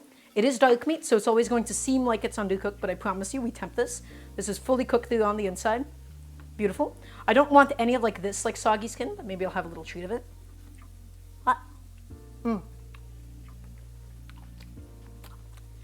Right, beautiful roasted chicken leg here. Let's also get some more of the breast, I think. I think that'll be nice for us to do. Also, thank you so much, Dosky, for the gifted sub. Thank you, that's very sweet of you. All right, let's get some of the wing in here. I'm just gonna prop it up. I'm gonna pop the wing out. Get the wing out. I have no use for it. Boop. I use kosher salt, Krista. I only cook with kosher salt because it has the best texture to pick things up with. Bit of a Reddit cooking opinion of mine, but I stand by it. Okay? Let's get this chicken carved off. We slow roasted it, so it's cooked evenly through all the way. I'm gonna get this carcass back onto my cutting board. I'm gonna give my onions a little stir, a little movement to make sure it's not squelching on the bottom at all. We're frying up these onions beautifully, medium-low heat. I could use a little bit more fat if I really want to, but I think this will be sufficient. Just getting it cooked through, guys. And now, my juicy, beautiful chicken breast that we have here. Pierce the skin, down it goes. Pierce the skin, down it goes.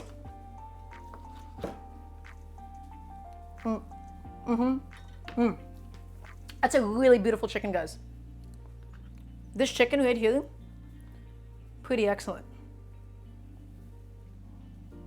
Also, hi Schmixtape, welcome in. Okay, let's go ahead and plate this up. I'm gonna get this cutting board behind me. We have no more use for it. It's already cut up everything that we needed it to. I'm going to stir the onions as well because we don't want to forget about them.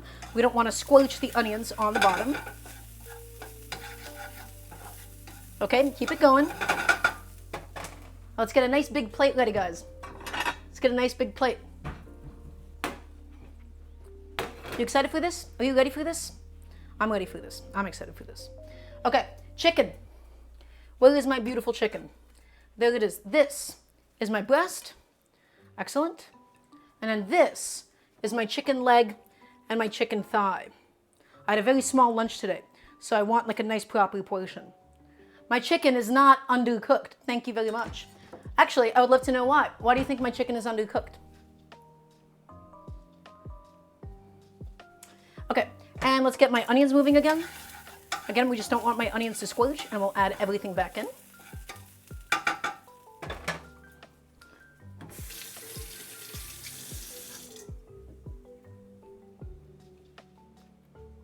Why do you think my chicken is undercooked? Promise you it's not. Okay. So, guys, back to the stove. My onions are now officially done frying. It's time to turn this into Russian potatoes and mushrooms. We shut off the heat.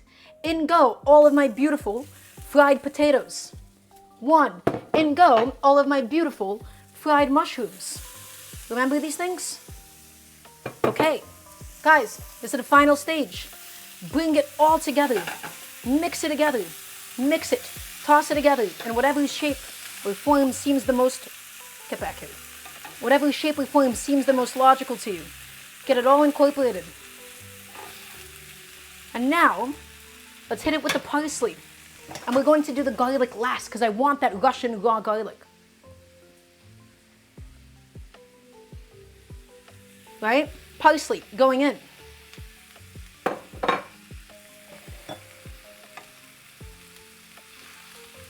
Take it, and we don't want to mash up these potatoes. We do want to keep it fairly intact. So I'm going to stop using my tongs. I'm going to take another spoon here, and we're just going to bring it and lift it. Bring it and lift it, guys. You don't want to mash this. You don't want mashed potatoes. These are Russian potatoes and mushrooms, done beautifully, with a lot of love. These are the star of today's show. Let's add in my garlic. Okay? The garlic I'm adding in last intentionally. Because again, in Russian cooking, you see this all the time. The taste of raw garlic added to the end of things. That's what I wanted. So we had 1.5 cloves of garlic that we're adding in now, that we're putting in, and we're just mixing and tossing all of this through. A bowl would have been probably better than whatever vessel I'm using this on now, but that's okay. Parsley and onions and garlic and potatoes. Some basic seasoning, guys. This is a very traditional, very, very classic Russian potatoes and mushrooms. We did the wet cooking method of Brave Asperia. Okay? Thank you for stopping by, Polly. And now let's go ahead, let's get a nice big, generous scoop over the potatoes, over the mushrooms. This is the star, the highlight of today, guys. Okay? Beautiful. That's it. Nice and easy. Okay, and now finally, one last thing. Let's get a little salad. We made a little cucumber tomato salad. I'm gonna spoon that off into a little bowl because I don't like my salad, you know, if it's cold and wet, I don't want it touching everything else.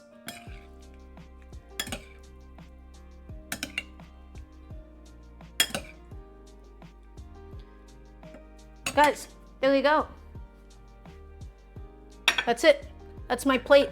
That's my dish. I know it's a little bit crowded. It's a little bit stuffy in here, but we've done it. We've made everything that we needed to today. I'm gonna wash off my carbon steel knife one last time. Who's ready for the taste and a final recap session? Is everybody ready for this? We've done it. There's quite a bit of cooking. This was a fairly labor-intensive stream today, but I am very proud of it. I'm very proud of everything that we've just put onto the plate. Okay, hi, everybody. We made today a very iconic Russian restaurant dish, kartoshka s gribami, potatoes and mushrooms. We had some mushrooms, some beautiful oyster mushrooms, some beautiful white butter mushrooms, and some shiitakes. We cut it up, okay, and we did them in a little bit of water. We started them off in water, and then after all the liquid has evaporated, we hit it with a bunch of olive oil, hit it with some salt, hit it with some pepper, and took it off the pan. The potatoes, Yukon Gold potatoes, skin on for maximum flavor. We did a pure pan fry, so we sliced it up, not too thin so it doesn't fall apart. We did a nice pan fry and a bunch of olive oil, did a couple of batches of it, mixed it with the mushrooms, added some fried onions, okay, and finished it with parsley and raw garlic at the end. We have this beautiful slow roasted chicken that we did here. This slow roasted chicken was done at 300 degrees until the internal temperature hit around 145, and then we covered it with the yogurt seasoning, okay, with yogurt, with turmeric, with some spices. We covered the top of it, and then we put it at 500 degrees for another 10-15 minutes. And then finally, we have some cucumber tomato salad, perfectly salted, perfectly seasoned, nice and acidic. Guys, I think it's time to eat. What do you guys think? Is it time to eat? Is it time for us to have a little bite? Cheers. Thank you all for being here. Sorry for today's stream being a little bit more messy, a little bit more all over the place. Happens sometimes. Yeah, thank you all for being here. Let's have a little bite. Some potatoes, some mushrooms. So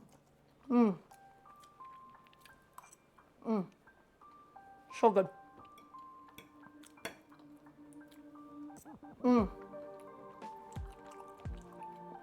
That's potatoes and mushrooms. Now, sometimes people would finish these with sour cream, but oh man, that's good. That beautifully fried potato. It's tender, it's fluffy, it's a little bit crispy.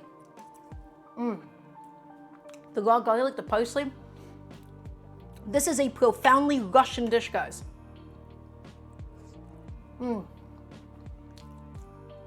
I know it may not seem like much, but let me tell you, it's so simple. It's so simple, it's so delicious.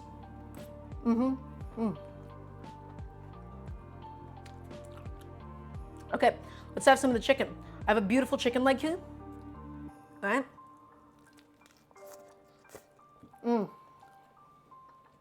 Perfectly dry browned, flavorful. Tender.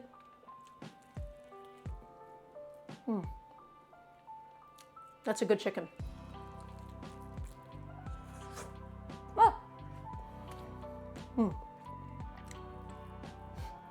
That's a good chicken, guys.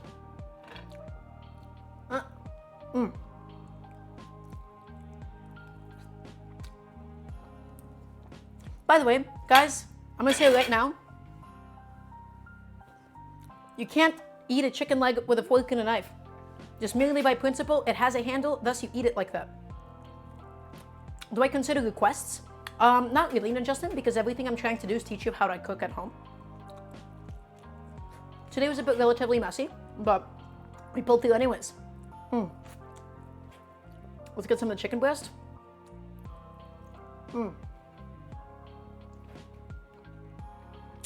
It's good. It's excellent. Some salad as well, like cucumbers and tomatoes.